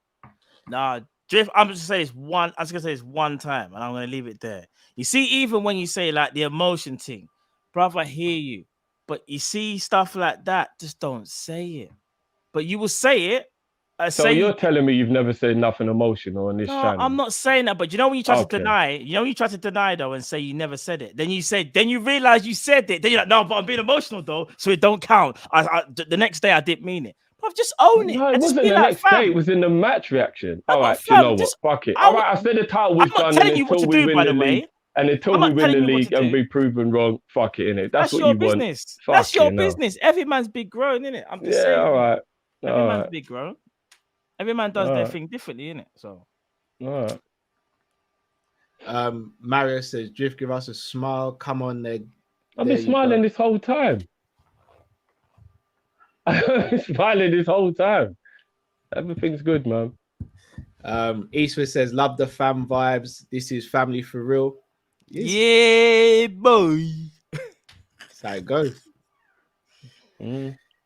Right, when are we back? We're back tomorrow for a preview for the Leeds game. Not too short time yet. Yeah.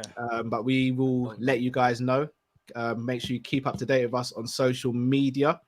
Obviously, we'll be doing hold on, is the Leeds game on TV? It should be. Was it said again? No, it's not. It's not. The Leeds game ain't on TV. No, it's not. Joking? It's not. It's not on TV, fam. Yeah, that our game in hand is not on TV. Come on, amazing Sky stuff. BT, man. I feel like there's been more Arsenal games on TV than Liverpool games, but yeah. Imagine. Yeah, but that's to be understandable.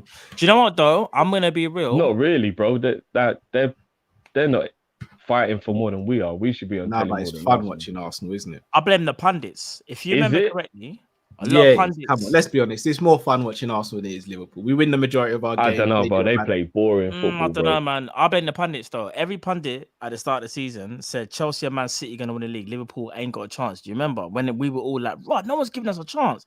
And now look what's happened. Because obviously they're going by that. Their games would have been more televised as well. I'm not saying pundits have their influence, but I think it's to do with expectation. And our expectations weren't as high. Let's be real. I mean, that's why we're not as televised as much. But that's being realistic, though, because if you finish third and have the season we had last year, you can't go into the next season just like, yeah, we're going to win it. No, but like, you have to be realistic, innit? But I wouldn't even say that's been realistic. Realistic would have been if you had that same squad. But remember, we had all of our centre-backs out. So surely common sense would have said, even if Liverpool don't win it, they're going to be challenging. They should be Man City. Gomez was coming back. No one knew if he'd be all right. Van Dijk was coming back. No one knew if he'd be all right. Henderson missed the start of the season. There was the African Cup of Nations. There was a lot of reasons why it didn't look as optimistic at the beginning of the season. No, because even when we finished third, I was like, we won't finish like that again because there were too many pieces missing last season. Like for that to happen again will be very just very crazy. So that's not going to happen again. Lo and behold, who's the closest team to Man City? It ain't Chelsea. Funny that, ain't it? But all the pundits are the experts, though. They're the experts. All the pundits are the experts. They're the realists. They know their stuff. We should be getting extra money from the Premier League because without us, there is no title race for the last however many years. They owe us a lot of money. This could have become the Farmers League if it weren't for Liverpool. Because they bought Lukaku and thought he was some R9. But it is That's why the Klopp versus Pep conversation gets a bit techie when there ain't no one there from Liverpool to back it. Because I definitely feel like, even though I think Pep is the better manager, people really try and downplay the fact that Klopp works in a much tighter schedule under harsher environments, and they don't give him as much credit as they should. Especially when Tuchel gets put in the bracket with Klopp, that annoys me more than anything. But yeah. Samanuske says, don't forget 95% said the title was done revisionism. Agreed. It's all right, Samanuske. I'll take the licks for the 95% who won't act like they were on the same train at the time. It's fine. Oh no, they get it from me as well. But people, we will be back tomorrow. If you haven't already, make sure you smash the like button. Subscribe if you're new to the channel. How many likes are we on at the moment? Because I'm not going to lie, the Kopish community, I adore you lot, but we've got to do something about these likes, guys. Like we do, man. Like we've got to get these likes up, people, man. Come on. It's the easiest thing in the world to do. Just smash that like button. Smash that. We should never have a video that's been out for 24 hours and it's still only got 400 likes. Come on, guys. Yeah, do you know what I mean? Smash that like button. Should be on at least 800 in my opinion. 480 likes. Yeah, the 400 marks the mark. It's always around it. Come on, guys, smash that like button, man. Get them likes up. There should be like 600-700. At least 700 now when we're leaving out. At least, come on, guys, smash that like button. Man. All it takes. Big up everyone who's liked the video, man. Big up. Again, people don't realize it really does. It seems like a minor thing, but it really does help that algorithm, guys, to get the video out to new people and stuff. So, you know what I mean? That's why all YouTubers bang on about smashing the like button. So, you know, big up everyone saying they've done it now. Big up, man. Indeed. But yes, people, if you haven't, or you're watching this later on as well, don't forget to smash the like button. Leave your comments below. Till we see you tomorrow. Thank you for watching. Stay safe, stay blessed. We are Kop-Ish and we're out, people. Take care. Peace.